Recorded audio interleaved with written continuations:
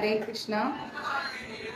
നമുക്ക് ഇന്ന് ഹനുമചരിതം പറയണമെന്ന് ഞാനും പ്രതീക്ഷിച്ചിട്ടില്ല, ക്ലാസ് എടുക്കണമെന്ന് പ്രതീക്ഷിച്ചില്ല. പക്ഷേ എവിടെ പോയി എല്ലാവരും? സാരമില്ല. ഇന്നലെ ഇപ്പം എനിക്ക് എടുക്കാൻ പറ്റിയിട്ടില്ല, കുറച്ച് തിരക്കായിരുന്നു. ഇന്നും കൂടെ എടുത്തിട്ടില്ലെങ്കിൽ നിങ്ങൾക്ക് നാളെയും മിസ്സാവും, മറ്റന്നാളും മിസ്സാവും. കാരണം നാളെ ഒരു 1 മന്തിന് ശേഷം ഞാൻ കിച്ചുട്ടൻ്റെ അടുത്തേക്ക് തിരിച്ചു പോവുകയാണ്. 2 months ആയി, ഇല്ലല്ല 1 month ആയി, ഓൾമോസ്റ്റ്. അപ്പം ഒരു മാസത്തിന് ശേഷം നാളെ ഞാൻ വീണ്ടും തിരിച്ച് ചെന്നൈയിലേക്ക്. എനിക്ക് തോന്നുന്നു ഒരു 1.5-2-3 വർഷത്തിന് ശേഷം ഇത്രയും ഒരു വലിയ നീണ്ട ഇടവേള മഞ്ജരീസിൽ എടുത്തത് ഇപ്പോഴാണ്. പക്ഷെ നമ്മുടെ ക്ലാസ്സുകൾ ഇടയ്ക്കിടയ്ക്ക് പോകുന്നുണ്ടായിരുന്നു, അന്നദാനങ്ങൾ പോകുന്നുണ്ടായിരുന്നു. എന്നിരുന്നാലും ഒരു കണ്ടിന്യൂസ് ക്ലാസ്, രാവിലത്തെ പ്രഭാത മഞ്ജരിയും വൈകുന്നേരത്തെ കൃഷ്ണയാമം എന്നൊക്കെയുള്ള ഒരു കണ്ടിന്യൂസ് ക്ലാസ് നമുക്ക് ഒന്ന് സ്കിപ്പായിട്ടുണ്ട്. രാജുവേട്ട നിർബന്ധമായിട്ട് ഞാൻ നാളെ രാജുവേട്ടനോട് സംസാരിച്ചിരിക്കും, യാതൊരു മാറ്റവും ഉറപ്പായിട്ട് സംസാരിച്ചിരിക്കും. I am so sorry. പിന്നെ വേറെ എന്താ വിശേഷം? പിന്നെ എല്ലാവർക്കും മഞ്ജരീസ് കോൺടാക്ട് നമ്പർ അറിയാം, 9342494941, 93 42 49 49 41. പിന്നെ പ്രത്യേകം ഒരു വിശേഷം പറയാനുള്ളത്, നമ്മുടെ ഗുരുവായൂർ മഞ്ജരീസിന്റെ അടുത്ത ബാച്ച് നെക്സ്റ്റ് തിരുപ്പതി യാത്ര 25-ന് അല്ലേ, 25-ന് ഒരു സ്പെഷ്യൽ ആയിട്ടുള്ള ഒരു ബ്ലെസ്സിംഗ് എന്ന് പറഞ്ഞു കഴിഞ്ഞാൽ 26-ന് നമുക്ക് ശ്രീകൃഷ്ണ ജന്മാഷ്ടമിയാണ്. അപ്പം ഭഗവാന്റെ ജന്മാഷ്ടമി ദിവസം ഗുരുവായൂർ മഞ്ജരീസ് എവിടെയാണ് ഉണ്ടാവുക? തിരുപ്പതി, കാളഹസ്തി, ശ്രീനിവാസ മംഗാപുരം, പത്മാവതി ടെമ്പിൾ, അങ്ങനെ കൂടെ ആയിട്ട് ഒരു 4-5 ദിവസത്തെ യാത്രയിലായിരിക്കും. തിരിച്ചു വരുന്നത് നമ്മൾ 30-ാം തീയതിയാണ്. അപ്പം 26-ാം തീയതി നമ്മൾ ഈ പ്രാവശ്യം ജന്മാഷ്ടമിയോടനുബന്ധിച്ചിട്ട് നമ്മൾ എല്ലാ ദിവസവും അന്നദാനങ്ങൾ ചെയ്യുന്നുണ്ട്. ഞാനിപ്പോൾ ഇവിടെ എത്തിയത് കൊണ്ട് കുറച്ച് ബിസി ആയതുകൊണ്ടാണ് അന്നദാനമൊക്കെ ഒന്ന് അങ്ങോട്ടും ഇങ്ങോട്ടും ആയത്. എങ്കിലും 26-ാം തീയതി ശ്രീകൃഷ്ണ ജന്മാഷ്ടമിയോടനുബന്ധിച്ച് നമ്മൾ തിരുപ്പതി വെങ്കിടാചലപതിയുടെ മണ്ണിലായിരിക്കും, തിരുമലയിലായിരിക്കും നമ്മൾ അന്നദാനം ചെയ്യുന്നത്. ഒരുപാട് ഭാഗ്യം നമുക്ക് ലഭിക്കുന്നു. ഓരോരോ വ്യത്യസ്തമായിരിക്കുന്ന സ്ഥലങ്ങളിലെല്ലാം നമുക്ക് കുറച്ച് കൊടുത്താൽ നമ്മൾ എല്ലാവർക്കും പ്രസാദം കൊടുക്കുകയാണ്. ശ്രീല പ്രഭുപാജിയുടെ ഏറ്റവും വലിയ ആഗ്രഹം എന്ന് പറഞ്ഞാൽ തന്നെ അതായിരുന്നു, അല്ലെങ്കിൽ അതാണ് നമ്മുടെ എല്ലാവർക്കും പ്രസാദം എത്തിക്കുക, അല്ലെങ്കിൽ വിശന്നിരിക്കുന്നവർക്ക് നമ്മൾ ഒരു നേരത്തെ ഭക്ഷണം കൊടുക്കുക. എനിക്ക് തോന്നുന്നു ഈശ്വരൻ എവിടെയെന്ന് ചോദിച്ചു കഴിഞ്ഞാൽ നമ്മൾ പറയും ആധികാരികമായിട്ട് ഈശ്വരൻ ഒരു ഭക്തന്റെ ഹൃദയത്തിലാണെന്ന് പറയും. പക്ഷേ ഒരു വിശക്കുന്നവന്റെ മുൻപിൽ ഒരു നേരത്തെ അന്നം എത്തിക്കഴിഞ്ഞാൽ, വേദനിക്കുന്നവന് ഒരു ആശ്വാസമായി കഴിഞ്ഞാൽ അത് തന്നെയാണ് ഏറ്റവും വലിയ ഈശ്വരൻ.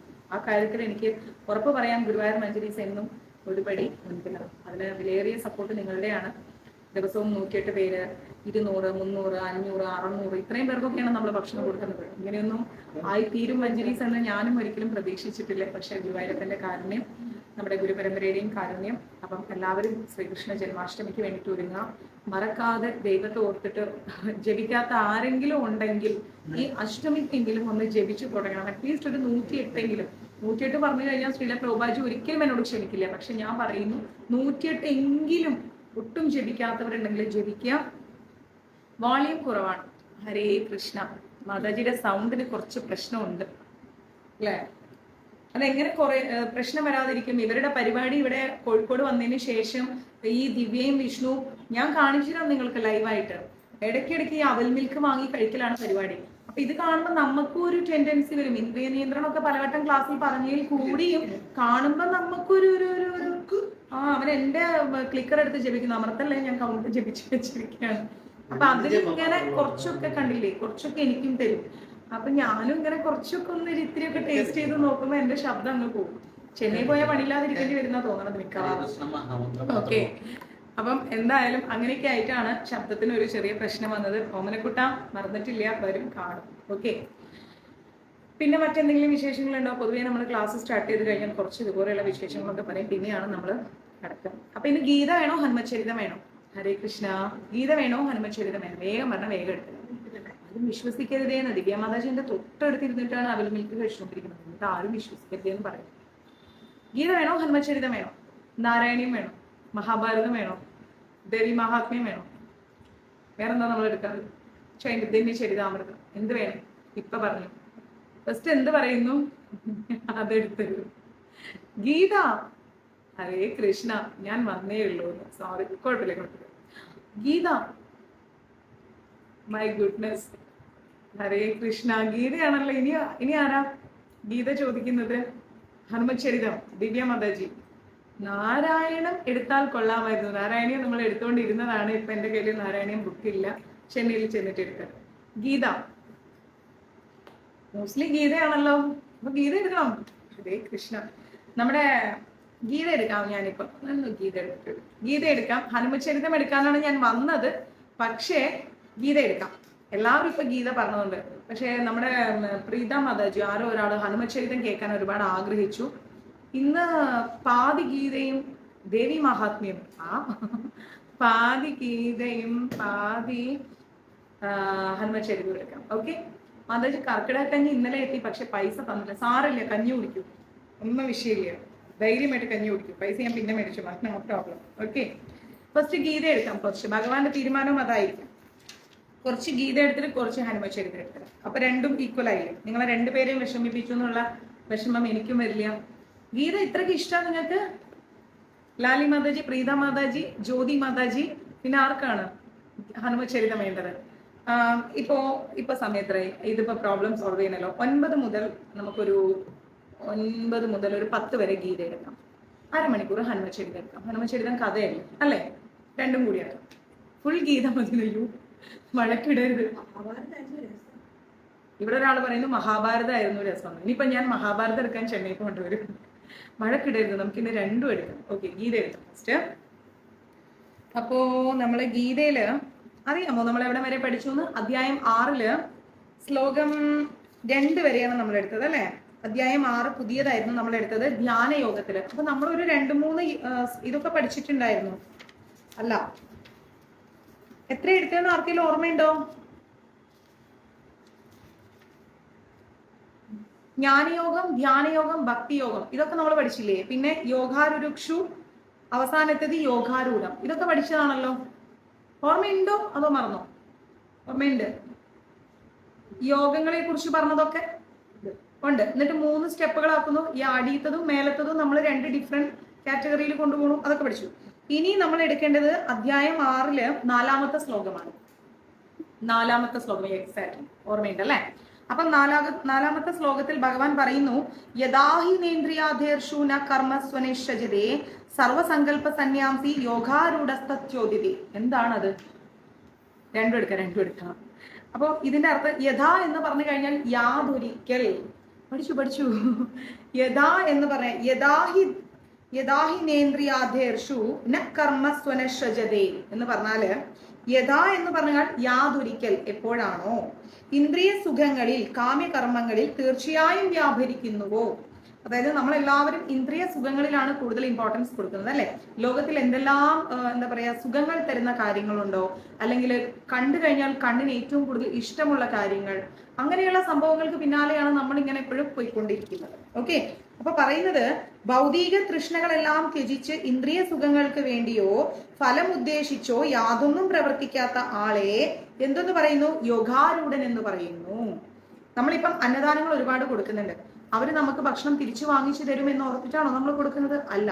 ചില സമയങ്ങളിൽ അത് ആര് കഴിക്കുന്നു എന്ന് പോലും നമുക്ക് നിശ്ചയമില്ല. വാങ്ങിക്കൊണ്ടു പോകുന്ന വ്യക്തി ആയിരിക്കില്ല കഴിക്കുന്നത്, അവര് മറ്റാർക്കെങ്കിലും കൊടുക്കും. അപ്പം നമ്മൾ ഒന്നും ആരിൽ നിന്നും പ്രതീക്ഷിക്കരുത് എന്നാണ് ഭഗവാൻ ഇവിടെ പഠിപ്പിക്കുന്നത്. മനസ്സിലായില്ലേ?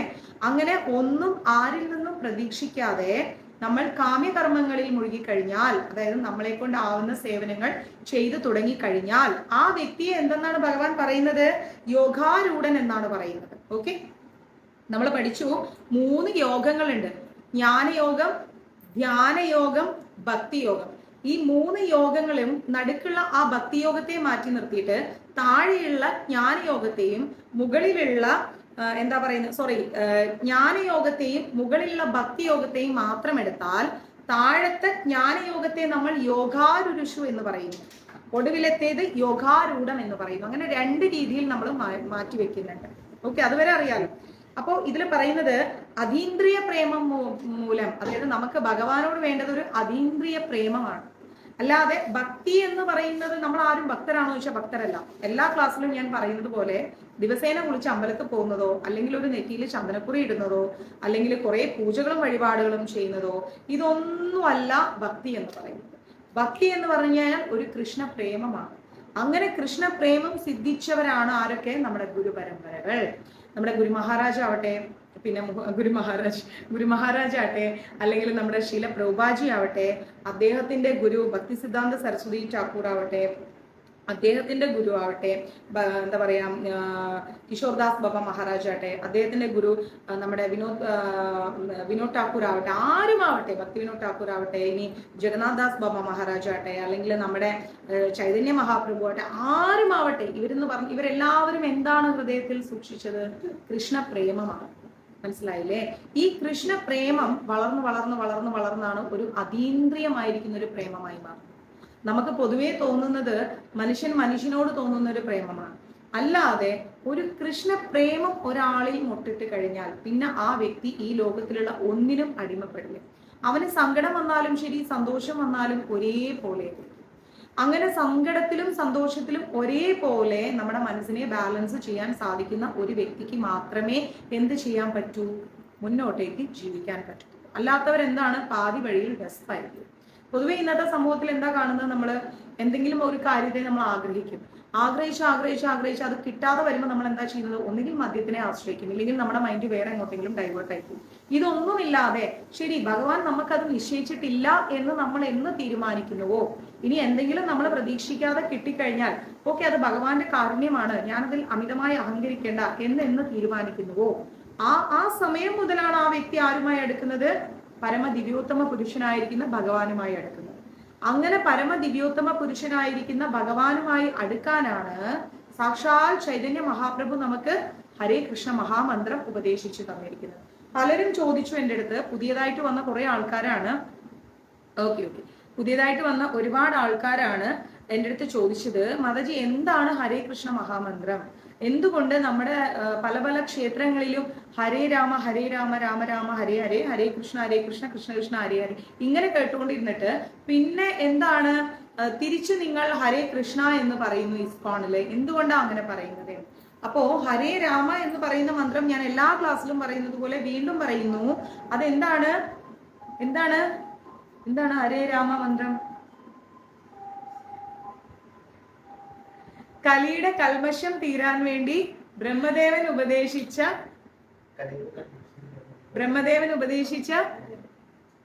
ബാക്കി പറയൂ. ബ്രഹ്മദേവൻ ഉപദേശിച്ച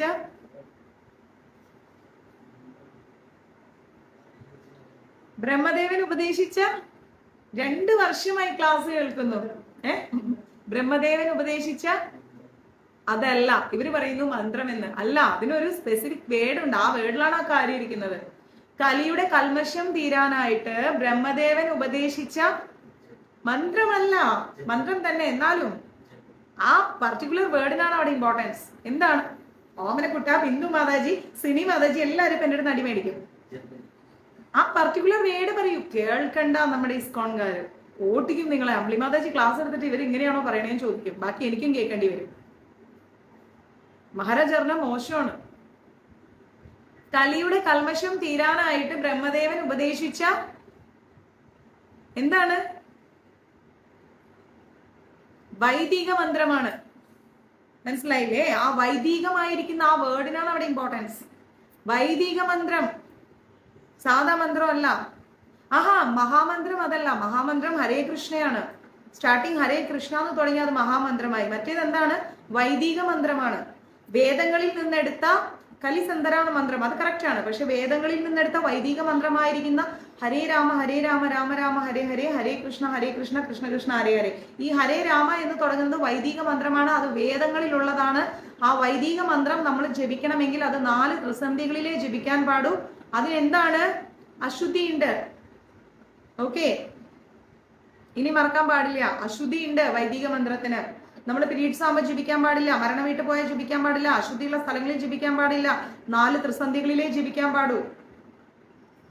എന്നാൽ സാക്ഷാൽ ചൈതന്യ മഹാപ്രഭു ഭൂമിയിലേക്ക് വന്നപ്പം അദ്ദേഹം ആരാണ്? സാക്ഷാൽ കൃഷ്ണൻ തന്നെയാണ്.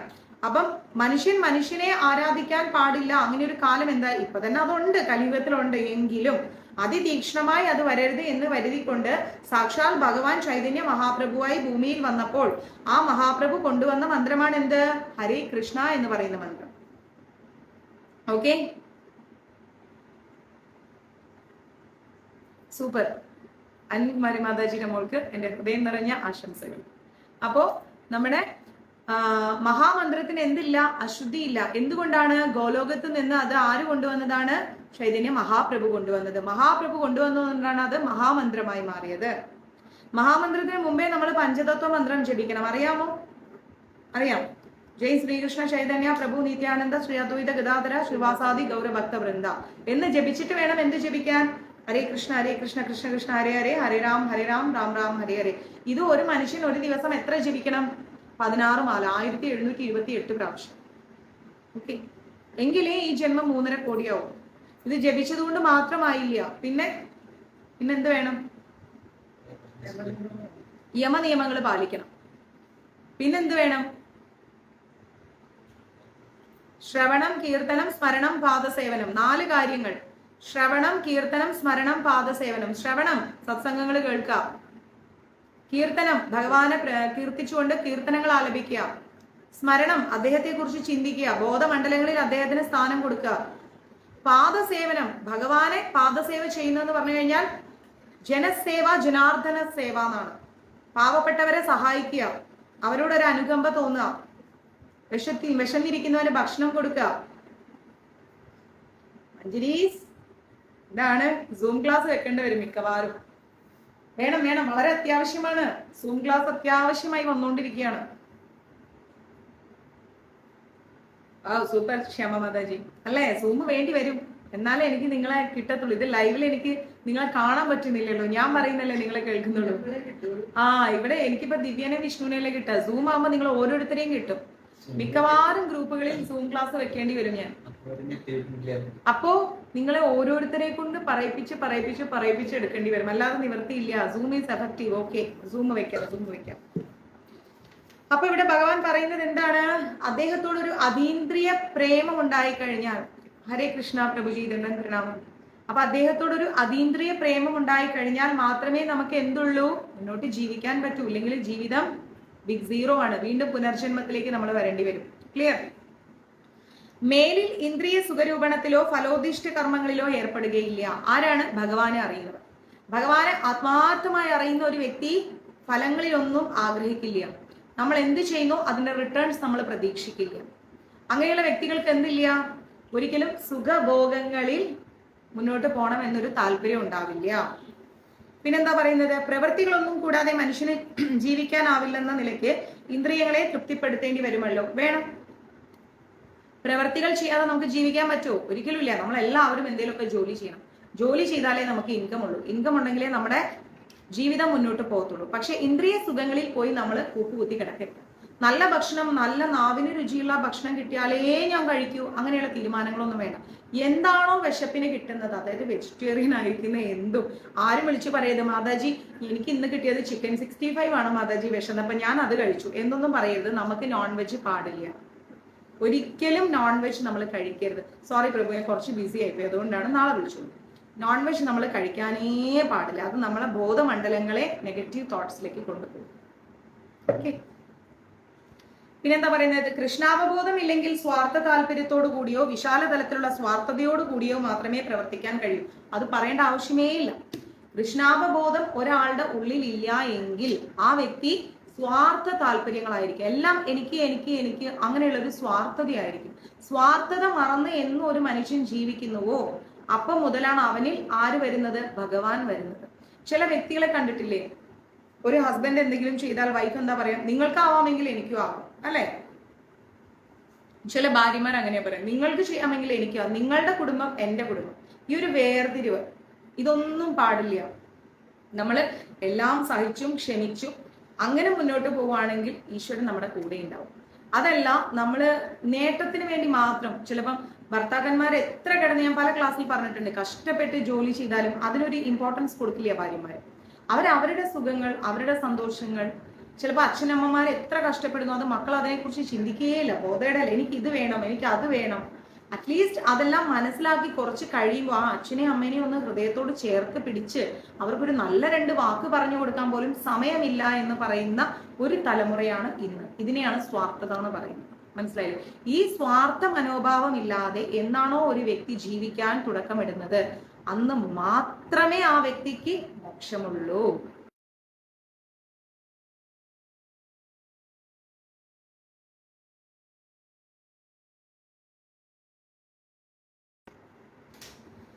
കൃഷ്ണാവബോധത്തിൽ ഒരാൾക്ക് ഏത് കർമ്മവും കൃഷ്ണപ്രീതിക്കായിട്ട് ചെയ്യാനും അങ്ങനെ ഇന്ദ്രിയ സുഖാഭിലാഷത്തിൽ നിന്ന് തികച്ചും ഒഴിഞ്ഞു നിൽക്കാനും സാധിക്കും.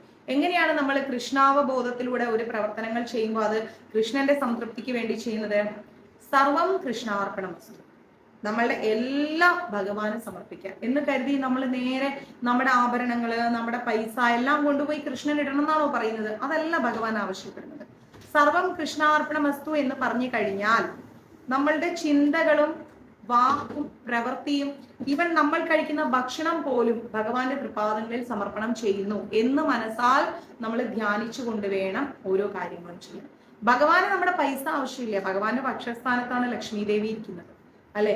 ലക്ഷ്മി ദേവി ഒരിക്കല്, നിങ്ങൾക്ക് എല്ലാവർക്കും അറിയാം ശ്രീനിവാസ പെരുമാളിന്റെ കഥ ഞാൻ പറഞ്ഞു തന്നിട്ട്. ലക്ഷ്മി ദേവി ഒരിക്കലും അങ്ങോട്ടേക്ക്, തീർച്ചയായും രജനി മാതാജി, ഗുരുവായൂർ മഞ്ജരീസിന്റെയും എന്റെയും ഹൃദയം നിറഞ്ഞ വിവാഹ വാർഷിക ദിനാശംസകൾ. ആയുരാരോഗ്യ സൗഭാഗ്യങ്ങളും അഷ്ടൈശ്വര്യങ്ങളും ഉണ്ടാവട്ടെ. ഹരേ കൃഷ്ണ.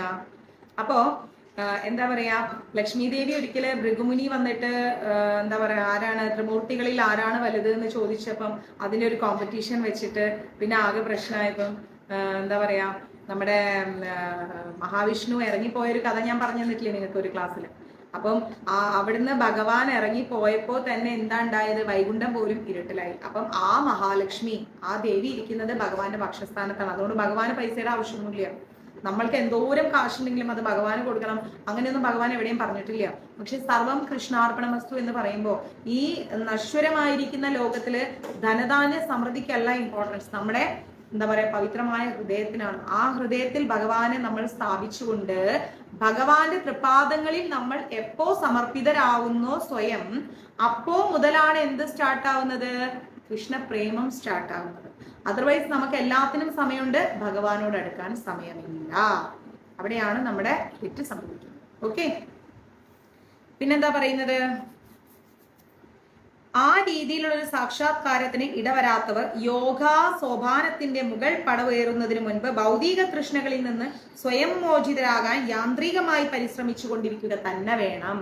എന്ന് വെച്ചാൽ ഭഗവാനെ അറിയാനുള്ള ആ ഒരു ഇഷ്ടം കൊണ്ട് നമ്മൾ ഭഗവാനിലേക്ക് അടുക്കാൻ തുടങ്ങുന്നതിനനുസരിച്ച് നമ്മളിലുള്ള ആ ഒരു കൃഷ്ണാവബോധം, എല്ലാവരുടെ ഉള്ളിലും ഭഗവാനുണ്ട്, എല്ലാവരുടെ ഉള്ളിലുണ്ട്, എല്ലാ ജീവാത്മാക്കളുടെ ഉള്ളിലും ഭഗവാൻ സ്ഥിതി ചെയ്യുന്നുണ്ട് പരമാത്മാവിന്റെ രൂപത്തിൽ. ഇതും നമ്മൾ പഠിച്ചതാണ്, അല്ലെ? സർവ്വചരാചരങ്ങളിലും 84 ദശലക്ഷം ജീവി വർഗങ്ങളിലും കിം പുരുഷന്മാരിലും എല്ലാത്തിലും ഭഗവാനുണ്ട്. ഭഗവാൻ ഇല്ലാത്തതായിട്ട് യാതൊന്നുമില്ല. പക്ഷെ ആ ഭഗവാൻ സ്ഥിതി ചെയ്യുന്ന നമ്മുടെ ഹൃദയത്തിൽ, നമ്മുടെ പരമാത്മാവ് കുടികൊള്ളുന്ന ആ ഹൃദയത്തിന്റെ ഉള്ളിൽ നിന്ന് നമ്മുടെ ജീവാത്മാവായിരിക്കുന്ന നമ്മളെ സ്വയം തിരിച്ചറിയണം. നമ്മൾ എവിടുന്ന് വന്നു എന്ന് പറഞ്ഞു കഴിഞ്ഞാൽ ഒരിക്കലും അമ്മയുടെ ഗർഭപാത്രത്തിൽ നിന്ന് ഉത്തരം തരുന്നതിന് മുൻപേ നമ്മൾ ചിന്തിക്കേണ്ടത് എന്താ അറിയോ? നമ്മൾ സാക്ഷാൽ പരമാത്മാവിൽ നിന്നാണ് വന്നത്. കുറച്ചു കാലം ഗർഭപാത്രത്തില് വയറ്റിന്റെ ഉള്ളിൽ കിടക്കും. അത് കഴിഞ്ഞാൽ എന്താ സംഭവിക്കുക? മണ്ണിന്റെ അടിയിൽ കിടക്കും. അതിന്റെ ഇടയ്ക്ക് ആരുടെയൊക്കെ മനസ്സിലും കിടക്കും. എന്നിട്ട് അതൊരു കരടായി കഴിയുമ്പോൾ എടുത്ത് പുറത്തുവിടും. പിന്നെ കരഞ്ഞങ്ങ് ജീവിക്കാൻ തുടങ്ങും. ഇതൊന്നും വേണ്ട. നമ്മൾ വന്നത് സാക്ഷാൽ പരമാത്മാവിൽ നിന്നാണ്. ആ വന്ന വഴികളിലുള്ള ബന്ധങ്ങളായിരിക്കുന്ന അച്ഛൻ, അമ്മ, ഗുരുക്കന്മാര്, നമ്മുടെ സഹോദരങ്ങള്, കൂട്ടുകാര്, അങ്ങനെ സമസ്ത ബന്ധങ്ങളോടും നമ്മൾ എന്ത് ചെയ്യണം? ഒരു നീതി പുലർത്തണം. ക്ലിയർ? അങ്ങനെ നീതി പുലർത്തിക്കൊണ്ട് ഒന്നും നമ്മുടേതല്ല എന്ന ഒരു ഉത്തമമായ ബോധ്യത്തോടു കൂടി സർവം കൃഷ്ണാർപ്പണമസ്തു എന്ന് പറയുന്ന ആ ഒരു വാക്കിൽ ഉറച്ചു നിന്ന് ജീവിക്കുന്ന ഒരു വ്യക്തി കൃഷ്ണാവബോധം പ്രാക്ടീസ് തുടങ്ങാണ്. കൃഷ്ണാവബോധം പ്രാക്ടീസ് ചെയ്തിട്ടില്ലെങ്കിൽ എന്താണ്? കൂപ്പുകുത്തി വീണ്ടും ഈ ഒരു പാപങ്ങളുടെ പരദീസിയായ ഭൂമിയിലേക്ക് തന്നെ നമ്മൾ വരേണ്ടി വരും. ക്ലിയർ? ഇതാണ് നമ്മുടെ 4ാമത്തെ ശ്ലോകം. കഴിഞ്ഞു. ഇനി 5ാമത്തെ ശ്ലോകത്തിലേക്ക് പോകും. 5ാമത്തെ ശ്ലോകം എന്താ പറയുന്നത്? ഉദ്ധരേദാത്മാനാത്മാനാ നാത്മാനാ വസാത് യേ ആത്മൈവ ഹ്യാമനോ ബന്ധുരാത്മൈവ ത്രിപുരാത്മനഃ എന്നാണ് പറയുന്നത്. എന്താ 5ാമത്തെ ശ്ലോകത്തിൽ? മനുഷ്യൻ മനസ്സിന്റെ സഹായത്തോടെ സ്വയം ഉദ്ധരിക്കണം. ആത്മന എന്ന് പറഞ്ഞു കഴിഞ്ഞാൽ എന്താണ്? സ്വയം മനസ്സിലാക്കൽ. ആത്മാ എന്ന് പറഞ്ഞു കഴിഞ്ഞാൽ നമ്മൾ നമ്മളെ തന്നെ മനസ്സിലാക്കുന്ന പ്രക്രിയയാണ് ആത്മന എന്ന് പറയുന്നത്, സ്വയം മനസ്സിലാക്കൽ. ആത്മാനാം ഉദ്ധരേദാത്മനാ ആത്മാനാം എന്നാണ് പറയുന്നത്. ആത്മാനാം എന്ന് പറഞ്ഞാൽ ബദ്ധനായിരിക്കുന്ന ആത്മാവിനെ. ഇവിടെ എന്തുകൊണ്ടാണ് ബദ്ധനായിരിക്കുന്ന ആത്മാവ് എന്ന് പറയുന്നത്? നമ്മളെല്ലാവരും ബദ്ധനായിരിക്കുന്ന ആത്മാവാണ്. നമ്മളൊക്കെ നമ്മുടെ കുറെ ആഗ്രഹങ്ങളിൽ ഇങ്ങനെ ചുരുണ്ടുകൂടി കിടക്കുകയാണ്. അല്ലാതെ നമ്മുടെ സ്വപ്നങ്ങൾ, നമ്മുടെ ആഗ്രഹങ്ങൾ, നമ്മുടെ നേട്ടങ്ങൾ, നമ്മുടെ ആസക്തികൾ ഇതിലിങ്ങനെ ചുരുണ്ടുകൂടി കിടക്കുകയാണ്. നമ്മുടെ ആത്മാവ് ബദ്ധനാണ്, ബന്ധിക്കപ്പെട്ടിരിക്കുകയാണ് നമ്മുടെ ആത്മാവ്. ഓക്കെ, പിന്നെന്താ പറയാ, ഉദ്ധരേന്ന് പറഞ്ഞാൽ ഉദ്ധരിക്കണം, ഉയർന്നു വരണം. ആത്മാനാം ബന്ധനായിരിക്കുന്ന ആത്മാവിനെ അവസതായേ അതപ്പതിപ്പിക്കരുത്. നമ്മള് നശിപ്പിക്കാൻ പാടില്ല നമ്മുടെ ആത്മാവിനെ. അപ്പോ മനുഷ്യൻ മനസ്സിന്റെ സഹായത്തോടെ സ്വയം ഉദ്ധരിക്കണം എന്നാണ് പറയുന്നത്. നമ്മൾ എങ്ങനെയാണ് സ്വയം തീരുമാനങ്ങൾ എടുക്കുന്നത്? ആരെങ്കിലും വന്ന് പറയാണ്, ദേ മോട്ടി ബിജു ഇങ്ങനെ ചെയ്താൽ മതി, ഉടനെ അദ്ദേഹം അങ്ങോട്ട് പോവോ? തിരിച്ച് വേറൊരാൾ പറയണം ദേ ഇങ്ങനെ ചെയ്യൂ, ഉടനെ ഇങ്ങോട്ട് പോവോ? ഇല്ല. നമ്മൾക്ക് തന്നെ സ്വയം ഒരു ചിന്ത നമ്മൾ തന്നെ ഉള്ളിൽ കൊണ്ടുവരണം. നമുക്ക് 1000 പേരുടെ ഉപദേശങ്ങൾ സ്വീകരിക്കാം, തീരുമാനം എടുക്കേണ്ടത് നമ്മളാണ്. മനസ്സിലാവുന്നുണ്ടോ? എന്തൊരു കാര്യം ചെയ്യുന്നതിനേക്കാൾ മുന്നേ നമ്മൾ 100 വട്ടം ആലോചിച്ച് ഒരു തീരുമാനം എടുക്കേണ്ടത് നമ്മളാണ്. എടുത്തുചാട്ടം നമുക്ക് വേണ്ട. നമ്മുടെ ജീവിതത്തിൽ ആരൊക്കെ എടുത്തു ചാടിയിട്ടുണ്ടോ അവരെല്ലാവരും നാശത്തിലേക്ക് പോയിട്ടുണ്ട്. അപ്പൊ എടുത്തു ചാടി നമ്മൾ സംസാരിക്കരുത്, എടുത്തു ചാടി നമ്മൾ ഒരു തീരുമാനങ്ങളും എടുക്കരുത്, അത് നാശത്തിലേക്കാണ്. പറയാറില്ലേ പണ്ടെന്നല്ല ഇപ്പോഴും പറയാറുണ്ട്, വികാരപരമായി നമ്മൾ തീരുമാനം എടുക്കരുത്, വൈകാരികമായിട്ടും എടുക്കരുത്, വിവേകപരമായിട്ടും എടുക്കരുത്. മനസ്സിലായി? വികാരത്തോടെയും എടുക്കരുത്, വൈകാരികമായിട്ടും എടുക്കരുത്. അതായത് നമുക്ക് എന്തെങ്കിലും ഒരു ഇത് വന്നിട്ട് എന്താ പറയാ, ഒരു തോന്നലുണ്ടായിട്ട് നമ്മൾ എടുത്തു ചാടരുത്. ഒരു കാര്യം കേട്ടാൽ അതേക്കുറിച്ച് നമ്മൾ ഒരു സെക്കൻഡ് ഒന്ന് ചിന്തിക്കുക, ഒരു നിമിഷം ഒന്ന് ചിന്തിക്കുക. ഞാൻ ഈ തീരുമാനം എടുത്താൽ ശരിയാവോ? ഞാനിത് പറയണോ അല്ലെങ്കിൽ ഞാനത് ചെയ്യണോ? കുറച്ച് സമയം, ചിലപ്പം ചില കാര്യങ്ങൾ നമ്മുടെ ജീവിതത്തിൽ സക്സസ് ആവാൻ നമ്മൾ വർഷങ്ങളോളം കാത്തിരിക്കേണ്ടി വരും. എന്നാലും ഭഗവാൻ അത് സമയത്ത് കൃത്യമായിട്ട് കൊണ്ടുവരും. അച്യുതൻ, ചുതിയില്ലാത്തവൻ, നാശമില്ലാത്തവൻ, ആ ഭഗവാൻ നമുക്ക് കൃത്യമായിട്ട് കൊടുക്കേണ്ടത്, തരേണ്ടത് കൃത്യമായിട്ട് ചെയ്തിരിക്കും. നമ്മൾ ഒരിക്കലും ധൃതി വെക്കേണ്ട. സമയമുണ്ട്. ഏതോ സിനിമയിൽ പറഞ്ഞ പോലെ സമയമുണ്ട് ദാസ എല്ലാത്തിനെന്ന് പറഞ്ഞ പോലെ സമയമാകുമ്പോൾ നമുക്ക് കിട്ടേണ്ടത് നമുക്ക് കിട്ടിയിരിക്കും. ഓക്കെ. പിന്നെ ഇവിടെ പറയുന്നു, ബദ്ധനായ ആത്മാവിന് തന്റെ മനസ്സത്രേ ബന്ധു, അത് തന്നെയാണ് ശത്രു എന്ന്. ശരിയല്ലേ? നമ്മുടെ മനസ്സ് തന്നെയാണ് നമ്മുടെ ശത്രുവും നമ്മുടെ മിത്രവും. നമുക്കൊരാളോട് ഭയങ്കര ദേഷ്യം തോന്നി, എല്ലാം കഴിഞ്ഞിട്ട് ആലോചിക്കും, കറക്റ്റാണ്. നമുക്കൊരാളോട് ഒരു ദേഷ്യം തോന്നി, ഉടനെ നമ്മൾ അവരെ എങ്ങനെ നശിപ്പിക്കാം, എങ്ങനെ ഇല്ലാണ്ടാക്കാം, എങ്ങനെ അപമാനപ്പെടുത്താം, എങ്ങനെ ദ്രോഹിക്കാം, അവരെ കുറിച്ച് എങ്ങനെ 10 പേരെടുത്ത് മോശം പറയാം, ഇതൊക്കെ നമ്മൾ ചെയ്യുമ്പോൾ നമ്മൾക്കുള്ളിൽ ഒരു നെഗറ്റീവ് ആണ് ഇങ്ങനെ വളർന്ന് വരുന്നത്. അവിടെ ഒരിക്കലും ഈശ്വരൻ ഉണ്ടാവില്ല. ആ നെഗറ്റീവ് ഇങ്ങനെ വളർന്ന് നമ്മൾ പറയാനില്ലേ, ക്യാൻസറായി മാറിപ്പോകും. നമ്മുടെ ബോധമണ്ഡലങ്ങളെ എല്ലാം ഒരു എന്താ പറയുക, സമാധാനമില്ലാത്ത രീതിയിലാക്കി കളയും. നമുക്ക് തന്നെ നമ്മളോട് വെറുപ്പായി പോകും, ജീവിതം വെറുത്തു പോകും നമുക്ക്. അതേസമയം നമുക്ക് ഒരാളോട് ഒരു ദേഷ്യം വന്നു, ഓക്കെ പോട്ടെ, അത് നമ്മുടെ കർമ്മഫലം, അവര് നമ്മളെ അങ്ങനെയൊക്കെ പറയണം, നമ്മൾ അനുഭവിക്കേണ്ടതാണ്, ക്ഷമിച്ചേക്കാം, അതൊന്നും സാരമില്ല എന്ന് നമ്മൾ അങ്ങോട്ട് ചിന്തിക്കുകയാണെങ്കിൽ നമുക്ക് സ്വസ്ഥതയുണ്ടാവും. ഇവിടെ ഞാൻ മനസ്സിലാക്കിയെടുത്തോളം ഒന്ന് പറഞ്ഞ് രണ്ടാമത്തതിന് അങ്ങോട്ട് ഭരണിപ്പാട്ടും പിന്നെ വാളും പരിചയമെടുത്തുള്ള യുദ്ധമാണ്. ഈ യുദ്ധമേട്ടലെല്ലാം അവസാനിപ്പിച്ചിട്ട് മൗനം വിദ്വാന ഭൂഷണം എന്ന് പറയുന്ന പോലെ നിശബ്ദമായി നിൽക്കുകയാണെങ്കിൽ എന്തായി? സാത്വിക മനോഭാവം. രജോ തമോ സത്വഗുണം. രജോ ഗുണത്തിൽ നിന്നും തമോ ഗുണത്തിൽ നിന്നും പുറത്തു വരും, സത്വഗുണത്തിൽ നിലനിൽക്കും. പരമാവധി ക്ഷമിക്കാൻ പറ്റുന്ന കാര്യങ്ങളെല്ലാം ക്ഷമിക്കുക. പ്രതികരിക്കേണ്ടത് സമാധാനപരമായിട്ട് പ്രതികരിക്കുക. മനസ്സിലായില്ലേ? സ്വയം അഭിപ്രായം ഇല്ലായിരുന്നു, ഇപ്പൊ കുറെ മാറി മാതാജി. തീർച്ചയായിട്ടും സ്വന്തം അഭിപ്രായം വേണം. സ്വന്തമായിട്ടൊരു അഭിപ്രായം നമുക്ക് വളരെ അനിവാര്യമാണ് എന്ത് കാര്യത്തിനും. എന്ന് കരുതി നിങ്ങളുടെ ഭർത്താക്കന്മാരോട് ചോദിക്കാതെ വീട്ടിൽ നിന്ന് ഇറങ്ങി പോകണം എന്നല്ല ഞാൻ പറയുന്നത്. കാരണം ഒരു പുരുഷൻ എപ്പോഴും എന്താണ്, സ്ത്രീയേക്കാൾ ഉയർന്നിരിക്കുന്ന സ്ഥാനമാണ്. അപ്പം സ്ത്രീകൾ എപ്പോഴും വൈകാരികമായിട്ടാണ് തീരുമാനങ്ങൾ എടുക്കുന്നതും ഓരോന്ന് ചെയ്തു കൂട്ടുന്നത്. പക്ഷെ പുരുഷന്മാർ എപ്പോഴും ആലോചിച്ച് സമചിത്തതയോടുകൂടിയാണ് തീരുമാനങ്ങൾ എടുക്കുന്നത്. അപ്പൊ നമ്മൾ എന്ത് വേണം? എപ്പോഴും നമ്മുടെ ഹസ്ബൻഡ്സിനെ അനുസരിക്കാൻ പഠിക്കണം. എന്തെങ്കിലും കാര്യങ്ങൾ ചെയ്യുന്നുണ്ടെങ്കിൽ അവരോടും കൂടി ഒരു അഭിപ്രായം ചോദിക്കുക. അപ്പൊ അവര് പറയണം വേണ്ട അതിപ്പോ ചെയ്യണ്ടെന്ന് പറഞ്ഞാൽ അതങ്ങ് വിട്ടേക്കണം. അത് വേണ്ട, അതേക്കുറിച്ച് പിന്നെ ചിന്തിക്കുകയേ ചെയ്യരുത്. കുടുംബ ബന്ധങ്ങൾക്ക് അടിസ്ഥാനം കൊടുത്ത് നമ്മൾ മുന്നോട്ട് പോകണം. സ്വന്തം ഇഷ്ടപ്രകാരം എന്തും ചെയ്യുന്ന പറഞ്ഞാൽ സ്ത്രീകൾക്ക് എന്നും പരിമിതികളുണ്ട്. ഞാനും ഒരു സ്ത്രീയാണ്. സീരിയസ്ലി ഞാൻ പറയുന്നു, സ്ത്രീകൾക്ക് പരിമിതികളുണ്ട്. പബ്ലിക്കായിട്ട് ഒരു സ്ത്രീക്ക് യൂറിൻ പോകാൻ പറ്റും? ഇല്ല. ഒരു പുരുഷന് വേണമെങ്കിൽ എവിടെയെങ്കിലും ഒക്കെ കാര്യം സാധിക്കാം, അല്ലെ? പബ്ലിക്കായിട്ട് ഒരു പുരുഷന് ബസ് സ്റ്റോപ്പിൽ ഒരു രാത്രി 1 മണിക്ക് ഇരിക്കാം. പക്ഷെ ഒരു സ്ത്രീ ഇരിക്കുമ്പോൾ എത്ര സുരക്ഷിതത്വം കുറവുണ്ട്. അപ്പൊ എപ്പോഴും സ്ത്രീകൾക്ക് സ്ത്രീകളുടേതായ ഒരു സ്ഥാനം സമൂഹത്തിലുണ്ട്. അതൊക്കെ മനസ്സിലാക്കി നല്ല അടക്കത്തോടെ, ഒതുക്കത്തോടെ, സമാധാനത്തോടു കൂടി മുന്നോട്ട് പോവുകയാണെങ്കിൽ എന്തായി? നമ്മുടെ ജീവിതം സക്സസ് ആയി. അതർവൈസ് നമ്മുടെ ലൈഫ് പോക്കാണ്. അപ്പം ഇങ്ങനെയുള്ള നല്ല സാത്വിക ചിന്തകൾക്ക് എവിടെയാണ് ജന്മം എടുക്കുന്നത്? നമ്മുടെ മനസ്സിൽ തന്നെയാണ്. ആ മനസ്സിന് ആണ് നമ്മളെ ശത്രുവും മിത്രവും. അപ്പം എല്ലാം എവിടെയാ വരുന്നത്? മനസ്സിനുള്ളിൽ. നമ്മുടെ ചിന്തകളെ നമ്മളൊന്ന് കൺട്രോൾ ചെയ്ത് കഴിഞ്ഞാൽ നമ്മുടെ ജീവിതത്തിൽ ഒരുപാട് മാറ്റങ്ങൾ ഉണ്ടായിരിക്കും. ഒരുപാട് നമ്മൾ ചിന്തിക്കരുത്. ചിന്തിക്കേണ്ടതായ കാര്യങ്ങൾ മാത്രം ചിന്തിച്ചിട്ട് ബാക്കി കാര്യങ്ങളൊക്കെ വിട്ടേക്കാം. ഓക്കെ, നമ്മൾ ആരെന്ത് പറയുന്നു നമ്മളത് മൈൻഡാക്കണം. നമുക്ക് വ്യക്തമായ ഒരു റൂട്ട് ഉണ്ടെങ്കിൽ പിന്നെ നമ്മൾ ആ വഴിക്ക് അങ്ങ് പോവുക. ഇപ്പൊ ജപിച്ചു തുടങ്ങുമ്പോൾ പലരും പറയും ഇത് എന്താ വട്ടാണോ, എന്താ ഇപ്പോ സന്യാസം സ്വീകരിക്കാൻ പോവാണോ, പണ്ട് ഒരു 50 വയസ്സ് 60 വയസ്സ് കഴിഞ്ഞാൽ ചെയ്യേണ്ട കാര്യങ്ങളെല്ലാം കൂടെ ഇപ്പൊ ചെയ്തുകൊണ്ടിരിക്കുന്നത്. ഇതിനൊന്നും നമ്മൾ ആൻസർ കൊടുക്കണ്ട. എന്തിന് ആൻസർ കൊടുക്കണം? ഭഗവാനെ അറിയാത്ത ഒരു ബദ്ധാത്മാവ് നമ്മളോട് ചോദിക്കുന്ന ചോദ്യങ്ങൾക്ക് ആൻസർ കൊടുക്കണ്ടെന്ന് ശ്രീല പ്രഭുപാജിനെ ഓൾറെഡി പറഞ്ഞു വെച്ചിട്ടുണ്ട്.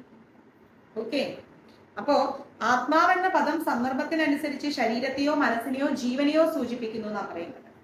ആത്മാവെന്ന പദം സന്ദർഭം അനുസരിച്ച് ഒന്നുകിൽ ശരീരത്തെ, ഇല്ലെങ്കിൽ മനസ്സിനെ, അല്ലെങ്കിൽ എന്താണ് ജീവനെയോ സൂചിപ്പിക്കുന്നത്. അല്ലാതെ ആത്മാവെന്ന് പറയുന്നത് ഒരു പർട്ടിക്കുലർ ഒരു സംഭവത്തെ മാത്രമല്ല. സന്ദർഭത്തിനനുസരിച്ച് നമുക്ക് ആത്മാവിനെ നമുക്ക് ഒന്നെങ്കിൽ ശരീരമായിട്ടോ അല്ലെങ്കിൽ മനസ്സായിട്ടോ അല്ലെങ്കിൽ ജീവനായിട്ടോ നമുക്ക് ഉപയോഗപ്പെടുത്താം. അങ്ങനെ പറയാന്നാ പറയുന്നത്. യോഗശാസ്ത്ര പ്രകാരം മനസ്സിനും ബദ്ധാത്മാവിനും സവിശേഷ സാന്നിധ്യമുണ്ടെന്നാ പറയുന്നത്. യോഗശാസ്ത്ര പ്രകാരം മനസ്സായാലും ശരി ബദ്ധാത്മാവായാലും ശരി അതിനൊക്കെ സവിശേഷമായിരിക്കുന്ന പ്രാധാന്യമുണ്ട്.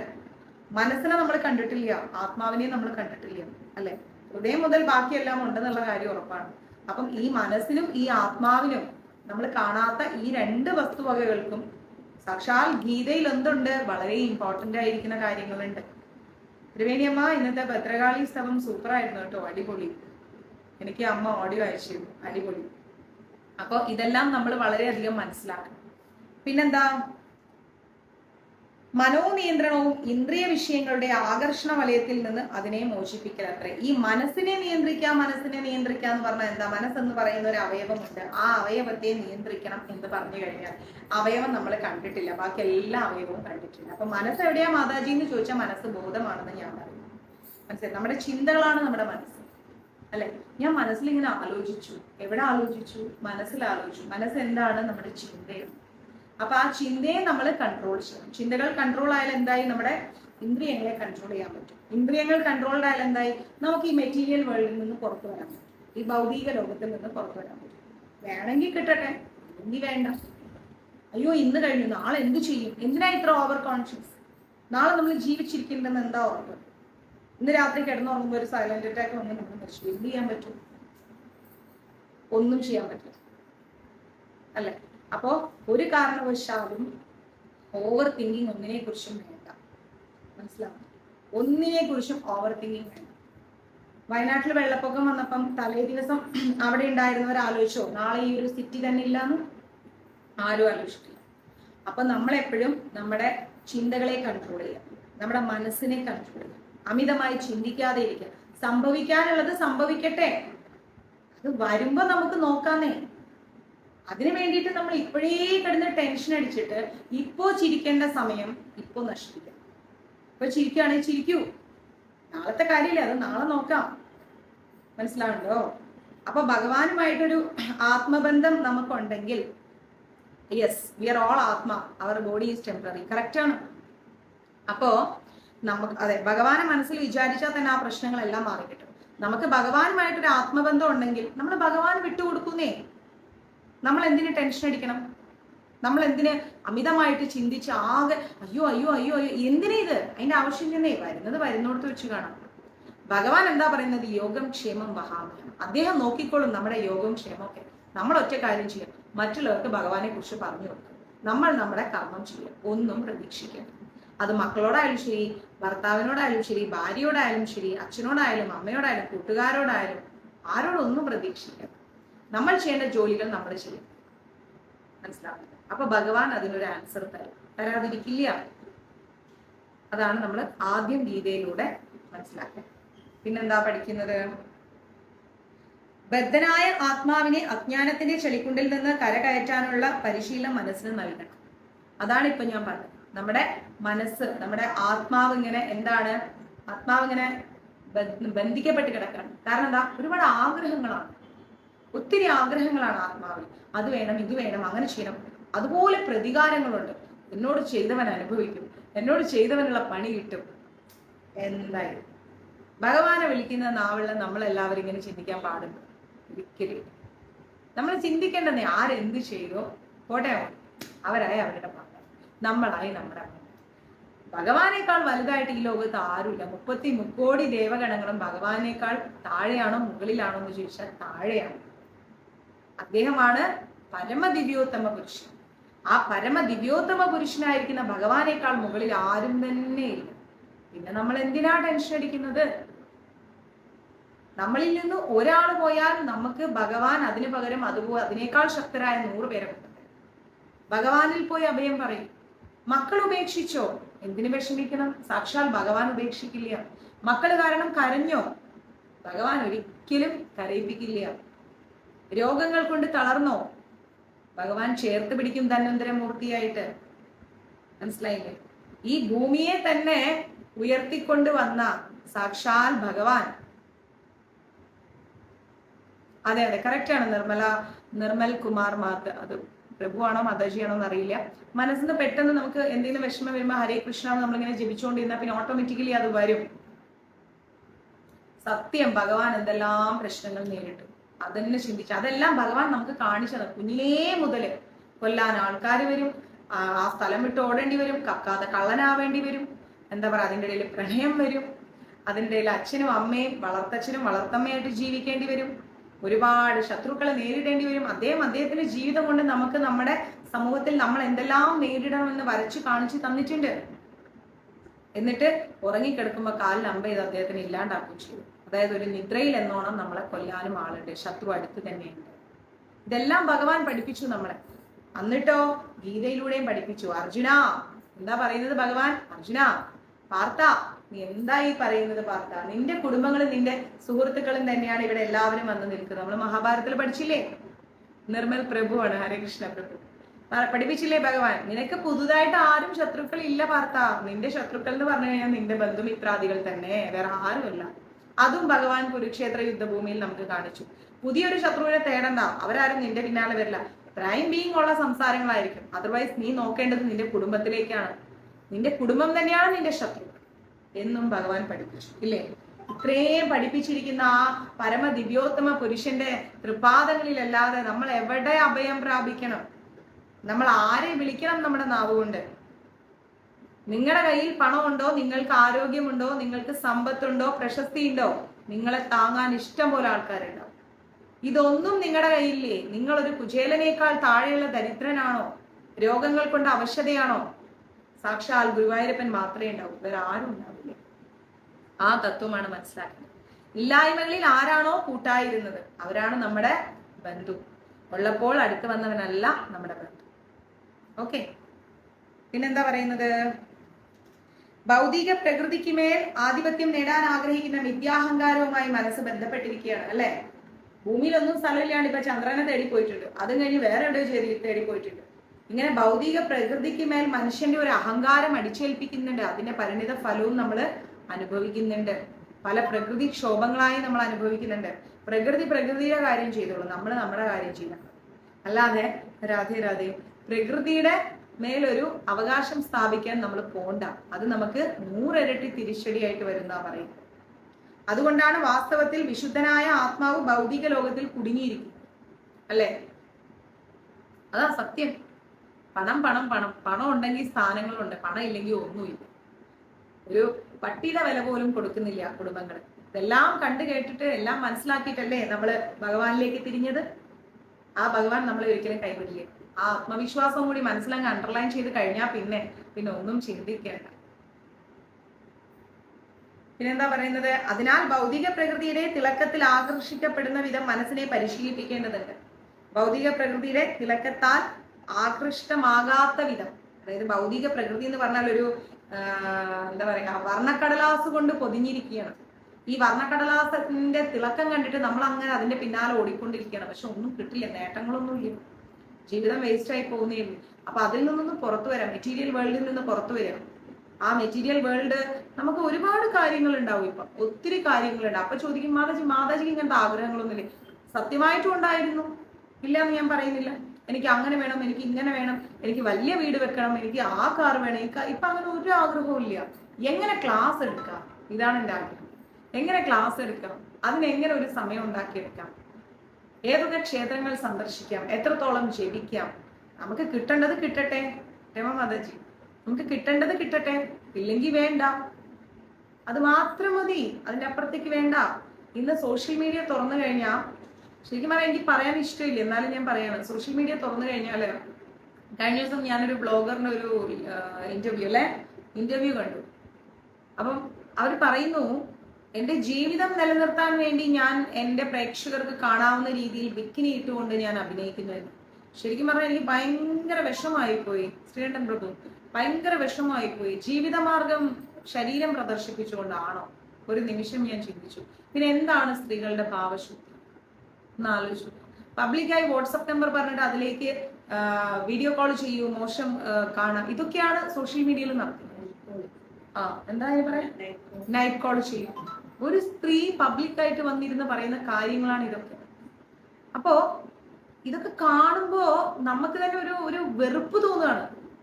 ഇതാണോ ഉപജീവന മാർഗം? ഇതിലും വേറെ റോഡ് പണി എടുക്കാൻ പോക്കൂടെ? ഏതെങ്കിലും ഉള്ളവന്റെ വീട്ടില് അടുക്കള പണി എടുത്താലും ഇതിനേക്കാൾ ഒരു മര്യാദയുണ്ട് ഇല്ലേ? ഒരു വയ്യാതെ കിടക്കുന്ന, എന്നാ നിങ്ങളൊന്ന് ആലോചിച്ച് നോക്കണം, ഹോം നേഴ്സ് ആയിട്ട് വയ്യാതെ കിടക്കുന്ന ആൾക്കാരെ നോക്കാൻ ആളെ കിട്ടാനില്ല. മനസ്സിലായില്ലേ? പിന്നെന്താണ്, ഒരു പ്രായമായ ഒരു അച്ഛനും അമ്മയായിരിക്കും വീട്ടിലുണ്ടാവും, അവർക്കൊരു നേരത്തെ ഭക്ഷണം ഉണ്ടാക്കി കൊടുക്കാൻ ആളെ കിട്ടാനില്ല. അതുപോലെ ഒരു ടൈലർ ജോലിക്ക് ടൈലേഴ്സിനെ കിട്ടാൻ ആൾക്കാരെ കിട്ടാനില്ല. ഇങ്ങനെ എന്തെല്ലാം പ്രൊഫഷനുകൾ വെറുതെ കിടക്കുന്നു. അങ്ങനത്തെ എന്തെങ്കിലും തൊഴിലെടുത്ത് പഠിച്ച് പണിയെടുത്ത് സമ്പാദിച്ച് കുടുംബം പോറ്റിക്കൂടെ എന്നാണ് എന്റെ ചോദ്യം. ഇങ്ങനെ വളരെ മോശപ്പെട്ട രീതിയിൽ ജീവിച്ച് ഇതാവുന്നതിലും ഭേദം മരിക്കുന്നതല്ലേ എന്ന് പോലും ഞാൻ ചിന്തിച്ചു നോക്കിയിട്ടുണ്ട്. ഇവരെ കുറിച്ച് ആലോചിച്ചത് അവര് പറയാണ് മെമ്പർഷിപ്പ് എടുക്കൂന്ന്. എത്ര മോശമാണെന്ന് നോക്കൂ, എത്ര കുടുംബങ്ങൾ ഇതുകൊണ്ട് തകരുന്നു നോക്കൂ. ഒറ്റയ്ക്ക് കാണണോ ഗ്രൂപ്പായിട്ട് കാണണം? അവര് ചോദിക്കുന്ന ഒറ്റയ്ക്ക് കാണണോ ഗ്രൂപ്പായിട്ട് കാണണം? ഈ സോഷ്യൽ മീഡിയയിൽ വരുന്നതാണ് ഇതൊക്കെ. അപ്പൊ ഇങ്ങനെയുള്ള കാര്യങ്ങൾക്ക് നമ്മൾ ഒന്നടങ്കം ഒരുപോലെ പ്രതികരിക്കണം. കാരണം എന്താ അറിയോ, സെയിം ടൈം ദ ബീങ് നമ്മൾ മാത്രമല്ല ഇതിൽ പെട്ടുപോകുന്നത്. നമ്മുടെ സമൂഹം, നമ്മുടെ ഈ തലമുറ മാത്രമല്ല, നമ്മുടെ മക്കളുണ്ട്. നമ്മൾ പറയും എന്റെ ഹസ്ബൻഡ് ഒരിക്കലും അതൊന്നും ചെയ്യില്ല, എന്റെ ഹസ്ബൻഡ്, അതൊരു വിശ്വാസം. ഓക്കെ, സമ്മതിച്ചു. എന്റെ അച്ഛനും എന്റെ ആങ്ങളെയൊന്നും അങ്ങനെ ചെയ്യും. നമ്മുടെ മക്കൾക്ക് നമുക്ക് എന്ത് ഗ്യാരണ്ടി ഉണ്ട്? കാരണം എനിക്കും ഒരു ആൺകുട്ടിയാണ്, ഞാൻ ചിന്തിക്കാറുണ്ട് ഈ കാര്യം. നമ്മുടെ മക്കൾക്ക് എന്ത് ഗ്യാരണ്ടി ഉണ്ട്? അപ്പൊ പ്രതികരിക്കേണ്ടത് ഇങ്ങനെയുള്ള കാര്യങ്ങളോടാണ്. ഇങ്ങനെയുള്ള കാര്യങ്ങൾക്ക് പ്രതികരിച്ചിട്ട്, കാരണം 1000 സ്ത്രീകൾ ഒരുമിച്ച് പ്രതികരിച്ചാൽ അതിനൊരു എന്തുണ്ട്, വാല്യുവേഷൻ ഉണ്ട്. ഇങ്ങനെയുള്ള സൈറ്റുകളെ തുടച്ചു നീക്കി കളയണം. ഇങ്ങനെയുള്ള കാര്യങ്ങളെ നമുക്ക് വേണ്ട. ഇതിലൊന്നും ഈശ്വരൻ ഇല്ല എന്നുള്ള ആ ഒരു വ്യക്തമായ ബോധ്യം നമ്മൾക്കുള്ളിൽ വേണം. നമ്മുടെ മക്കൾക്കും പറഞ്ഞു കൊടുക്കണം. ഇങ്ങനെയുള്ള വ്യക്തികളുടെ കാതുകളിൽ എത്തണം. അതിനൊരു നിയമ നടപടിയാണ് നമുക്ക് വേണ്ടത്. മനസ്സിലാവുന്നുണ്ടോ? ഒരു കോൾ വരുന്നുണ്ട്, ഞാൻ ചിലപ്പോൾ ഡിസ്കണക്ട് ചെയ്തിട്ട് വീണ്ടും വരും. മീൻസ് ലൈവ് കട്ടാവില്ല. അപ്പൊ അങ്ങനെയുള്ള നിയമ നടപടികളാണ് നമുക്ക് വേണ്ടത്. മനസ്സിലാവുന്നുണ്ടോ? അപ്പോ നമ്മൾ അങ്ങനെ ചിന്തിക്കണമെങ്കിൽ ഇവർക്ക് ഉള്ളിലൊന്നും ഈശ്വരൻ ഇല്ല, ഈശ്വരനീയ ചിന്താഗതികളില്ല. അവരതുകൊണ്ടാണ് ഈ ഭൗതിക പ്രകൃതിയിൽ ഇങ്ങനെ ഇങ്ങനെ ഇങ്ങനെ കിടക്കുന്നത്. ഇതിന്റെ പരിണിത ഫലം എന്താണെന്ന് അവർ മനസ്സിലാക്കുന്നില്ല. ഇതിന്റെ പരിണിത ഫലം എന്ന് പറഞ്ഞാൽ ഭയങ്കര വലിയ പ്രോബ്ലംസ് ആണ്. ഇന്ന് നമുക്കുള്ള മാന്യമായി ജീവിച്ചിട്ട് നമുക്കൊരു എന്താ പറയാ, ഒരു ജോലി ചെയ്ത് ശമ്പളം കിട്ടിയിട്ട് നമുക്ക് നമ്മുടെ കുടുംബം പോറ്റാൻ പറ്റുന്നില്ല. അത്രയും ബാധ്യതകളാണ്. അപ്പോ ഇതിനേക്കാൾ തരം താഴ്ന്നൊരവസ്ഥയിൽ ജനിക്കേണ്ടി വന്നാലുള്ള നമ്മുടെ ദിവസങ്ങളെ കുറിച്ച് ആലോചിച്ചു നോക്കും, എത്ര വലിയ ബുദ്ധിമുട്ടായിരിക്കും. അപ്പൊ ഇങ്ങനെയുള്ള ആളുകൾ അത് ഇതിനേക്കാൾ മോശമായ രീതിയിൽ ഒരു നേരത്തെ വെള്ളം പോലും കിട്ടാത്ത രീതിയിലുള്ള ഒരു പുനർജന്മത്തിനാണ് അവർ നിൽക്കുന്നത്. കാരണം അത്രയും ജനങ്ങളെ ഈ പറയുന്ന വേണ്ടാത്ത രീതിയിലേക്ക് മനസ്സിനെ അവരെ ഡൈവേർട്ട് ചെയ്യിപ്പിച്ച് കുടുംബങ്ങളെ നശിപ്പിക്കുന്നു, വ്യക്തികളെ നശിപ്പിക്കുന്നു, തലമുറയെ നശിപ്പിക്കുന്നു, സമൂഹത്തെ നശിപ്പിക്കുന്നു. അങ്ങനെയുള്ളവരോടാണ് നമ്മൾ പ്രതികരിക്കേണ്ടത്. അവരിൽ ഈശ്വരനില്ല. അവര് നന്നാവോ നശിക്കുവോ അത് നമുക്കറിയണ്ട. പക്ഷെ ഈ വക കാര്യങ്ങളിലൂടെ നമ്മുടെ തലമുറയെ നശിപ്പിക്കാൻ നമ്മൾ അനുവദിച്ചു കൊടുക്കരുത്. അതാണ് വേണ്ടത്. ഓക്കെ, അപ്പൊ എന്താ പറയണെന്ന് വെച്ച് കഴിഞ്ഞാല്, വിഷയങ്ങളാൽ എത്രമാത്രം ആകൃഷ്ടനാവുന്നോ അത്രത്തോളം ഒരാൾ ഭൗതിക അസ്തിത്വത്തിൽ കുടുങ്ങിപ്പോകും. ഓരോ വിഷയങ്ങളിൽ പോയി നമ്മളിങ്ങനെ ആകർഷിക്കപ്പെട്ട് പോവാണ്.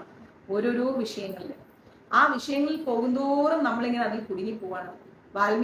വാൽമീകി മഹർഷിയോട് എന്താ പറയാ, രത്നാകരനായിരുന്ന സമയത്തല്ലേ ചോദിച്ചിരുന്നു, ഈ കാട്ടാളനായി ജീവിച്ചിട്ട് മൃഗങ്ങളെല്ലാം വേട്ടയാടി നീ കൊണ്ടുപോയി നിന്റെ കുടുംബം പോറ്റുമ്പോ അതിന്റെ പാപഫലം നീ ആ കുടുംബങ്ങള് നിന്റെ കൂട്ടത്തിൽ അനുഭവിക്കാൻ വരുമോ? ഒരിക്കലും ഇല്ല. അവിടെ നിന്നാണ് അദ്ദേഹത്തിന്റെ മനമാറ്റം സംഭവിക്കുന്നത്. അതുപോലെ ഒരിക്കലും എന്താണ്, നമ്മൾ ഇങ്ങനെയുള്ള വഴിക്ക് പോയി കഴിഞ്ഞാൽ ഈ കാണിക്കുന്നവരാരും നമ്മുടെ കൂടെ അതിന്റെ ദുരിതം അനുഭവിക്കാൻ വരില്ല, കണ്ട നമ്മൾ മാത്രമേ അനുഭവിക്കൂ. അതുകൊണ്ട് അങ്ങനെയുള്ള ഒരു സൈറ്റുകളും നമ്മൾ യൂസ് ചെയ്യരുത്, അങ്ങനെയുള്ള ഒരു വിഷയങ്ങളിൽ നമ്മൾ പോയി തലവെക്കരുത്. ഇതെന്റെ ഒരു ഹംബിൾ റിക്വസ്റ്റ് ആണ്. ഒരിക്കലും നമ്മൾ അങ്ങനെയുള്ള കാര്യങ്ങളിൽ വിഷയാസക്തി ഉണ്ടാവരുത്. അതിൽ നിന്ന് നമ്മൾ പുറത്തു വന്നേ പറ്റും, ഉറപ്പായിട്ടും വന്നേ പറ്റും. കൃഷ്ണാവബോധത്തിൽ സദാ ഉറപ്പിക്കുകയാണ് ഇങ്ങനെയുള്ള ബന്ധനത്തിൽ നിന്ന് മുക്തി നേടാനുള്ള ഉത്തമമായിരിക്കുന്ന മാർഗം.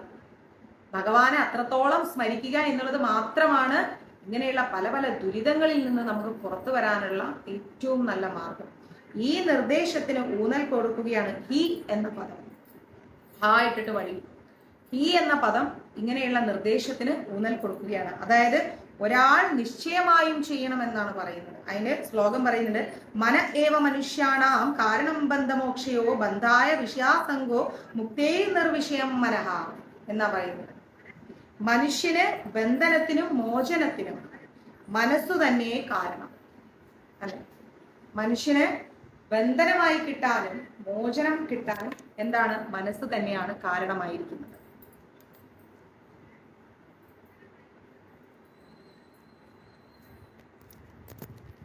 നമ്മൾ മനസ്സിൽ ചിന്തിക്കുകയാണ് നമുക്ക് ഫ്രീഡം മതി, സ്വസ്ഥത മതി, സമാധാനം മതി എന്ന് പറഞ്ഞു കഴിഞ്ഞാൽ രജോ തമോ ഗുണങ്ങളിൽ നിന്ന് നമ്മൾ പുറത്തു വരും.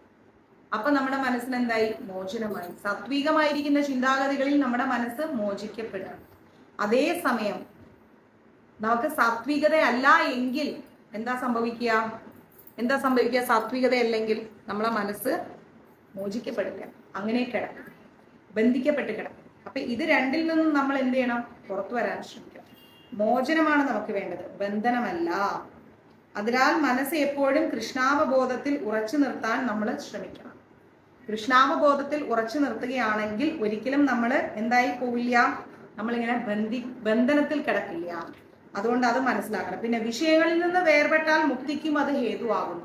നമ്മൾ അങ്ങനെയുള്ള മനസ്സിന്റെ ചിന്താഗതികളിലായിരിക്കുന്ന വിഷയങ്ങളിൽ നിന്ന് നമ്മൾ പുറത്തു വന്നാൽ നമുക്ക് എന്താ ലഭിക്കുന്നത്? മുക്തിയാണ്, മോക്ഷമാണ്. അല്ലാണ്ട് ഭാര്യയും മക്കളെയും ഭർത്താവിനെയും അച്ഛനെയും അമ്മേനെയും ഒക്കെ ഉപേക്ഷിച്ചുകൊണ്ട് സന്യാസിക്കണം എന്നും പറഞ്ഞുകൊണ്ട് നമ്മൾ നേരെ ഒരു കാഷായ വസ്ത്രവും 4 രുദ്രാക്ഷമാല ഇട്ട് കയ്യിൽ ഒരു വടിയും പിടിച്ചുകൊണ്ട് നമ്മൾ ഒരിക്കലും ഞാൻ മോക്ഷം ആഗ്രഹിച്ചു പോകുന്ന ഒരു വ്യക്തിയാണ് എന്ന് പറഞ്ഞാൽ കലിയുഗത്തിൽ മോക്ഷം മുക്തിയൊന്നും കടയിൽ കാശ് കൊടുത്താൽ വാങ്ങാൻ കിട്ടുന്ന സാധനമല്ല. നമ്മുടെ ചിന്തകൾ, നമ്മുടെ മനസ്സിനെ നിയന്ത്രിച്ചുകൊണ്ട് നമ്മുടെ മനസ്സാകുന്ന ആ ഒരു എന്താ പറയുന്ന ചിന്തകളെ, ബോധത്തെ നമ്മൾ നിയന്ത്രിച്ച് കൃഷ്ണാവബോധത്തിൽ നമ്മുടെ ഹൃദയത്തെ എപ്പോ നമ്മള് അടിയുറപ്പിച്ചു നിർത്തുന്നുവോ ആ നിമിഷം മുതൽ നമുക്ക് എന്തായി? നമുക്ക് മോക്ഷപ്രാപ്തിയായി, മോചനമായി. ആ വഴികളിൽ, ആ മോചനം തേടിയുള്ള വഴികളിൽ നമ്മൾ എന്ത് ചെയ്യണം? ഒരുപാട് പാവങ്ങളെ സഹായിക്കണം. അല്ലാതെ ഒരിക്കലും ഒരു കാഷായ വസ്ത്രം എടുത്തിട്ടത് കൊണ്ട് മുക്തി മോക്ഷമൊന്നും നമുക്ക് വരില്ല, ഒരിക്കലും വരില്ല. കാവി വസ്ത്രം ഇട്ടുകൊണ്ട് നമ്മളെ ഒരുപാട് ആഗ്രഹങ്ങൾ ഉള്ളിൽ വെച്ചാൽ നമുക്ക് എവിടെ നിന്നാണ് മുക്തി മോക്ഷം? നിങ്ങൾ നിങ്ങളായി ജീവിക്കൂ. നിങ്ങളുടെ ഭാര്യയെ നോക്കൂ, ഭർത്താവിനെ നോക്കൂ, അച്ഛനെ നോക്കൂ, അമ്മയെ നോക്കൂ, കൂട്ടുകാരോട് സംസാരിക്കൂ. നിങ്ങൾ നിങ്ങളായി ജീവിക്കൂ. നിങ്ങൾക്ക് ഇഷ്ടമുള്ള മാന്യമായ വസ്ത്രം ധരിക്കൂ. ഹൃദയത്തിൽ കൃഷ്ണനെ സ്ഥാപിക്കൂ, അദ്ദേഹത്തിന് സ്ഥാനം കൊടുക്കൂ. നിങ്ങളെ ബോധം കൃഷ്ണാവബോധമായി. കൃഷ്ണാവബോധത്തിലൂടെയുള്ള ജീവിതം മുക്തി നൽകും, ഇന്ദ്രിയങ്ങൾക്ക് കൺട്രോൾ ചെയ്യാനുള്ള ശക്തി നൽകും. അതോടുകൂടി മുക്തിയുമായി മോക്ഷവുമായി. ഓക്കെ, അതിനാൽ മനസ്സെപ്പോഴും കൃഷ്ണാവബോധത്തിൽ മുഴുകിയിരിക്കണം. പരമമുക്തിക്കും കാരണം അതുതന്നെയാണ്. ഓക്കെ, അപ്പോ നമ്മുടെ ഗീതയിലെ 6ാമത്തെ ശ്ലോകമാണ് അടുത്തത്. അത് ഇന്ന് എടുക്കുന്നില്ല, അത് നമുക്ക് ശനിയിൽ വെച്ച് കാണാം. പലരുടെയും റിക്വസ്റ്റ് എനിക്ക് ഹനുമൻ ചരിതം എടുക്കാൻ പോവാം. നമസ്കാരം ലീലാമ്മ. ഇനി നമ്മുടെ ഹനുമൻ ചരിതമാണ്. ഒരു 1/2 hour ഹനുമൻ ചരിതം എടുത്തരാം. കാരണം ഞാൻ ഫസ്റ്റ് ചോദിച്ചു എന്താ വേണ്ടത്, ഹനുമൻ ചരിതം വേണോ അല്ലെങ്കിൽ ഗീത വേണോ എന്ന് ചോദിച്ചപ്പോഴത്തേക്കും കുറെ പേര് ഗീത, കുറച്ച് പേര് ഹനുമൻ ചരിതം. അപ്പൊ രണ്ടും എടുത്തു തരാതെ പോലെ എനിക്ക് സങ്കടം. അയ്യോ, എന്നോട് പ്രീത മാതാജി ഹനുമൻ ചരിതം പറഞ്ഞു, പിന്നെ ഈ മാതാജി പറഞ്ഞു, അപ്പൊ ഞാൻ അത് എടുത്തു കൊടുത്തില്ല, ബാക്കിയുള്ളവർ പറഞ്ഞത് എടുത്തു കൊടുത്തു. അതെനിക്ക് ഭയങ്കര സങ്കടം. ഫുള്ളി സാറ്റിസ്ഫാക്ഷൻ, അതിലേ നമുക്കൊരു സന്തോഷം അല്ലെ. അപ്പം ഇത്രയും നേരം ഗീത കേട്ടു, ഇനി നമുക്ക് കുറച്ച് കഥ കേൾക്കാം. എന്ത് പറയുന്നു? കഥ കേൾക്കാൻ റെഡിയാണോ? ഒന്നും വിചാരിക്കരുത്, ഇച്ചിരി ജ്യൂസ്, ഒന്നും വിചാരിക്കരുത്. കുറച്ച് കഥ കേട്ടാലോ? കുറച്ച്. Hi from west Bengal. Hi. കുറച്ച് കഥ കേൾക്കാം. റെഡി?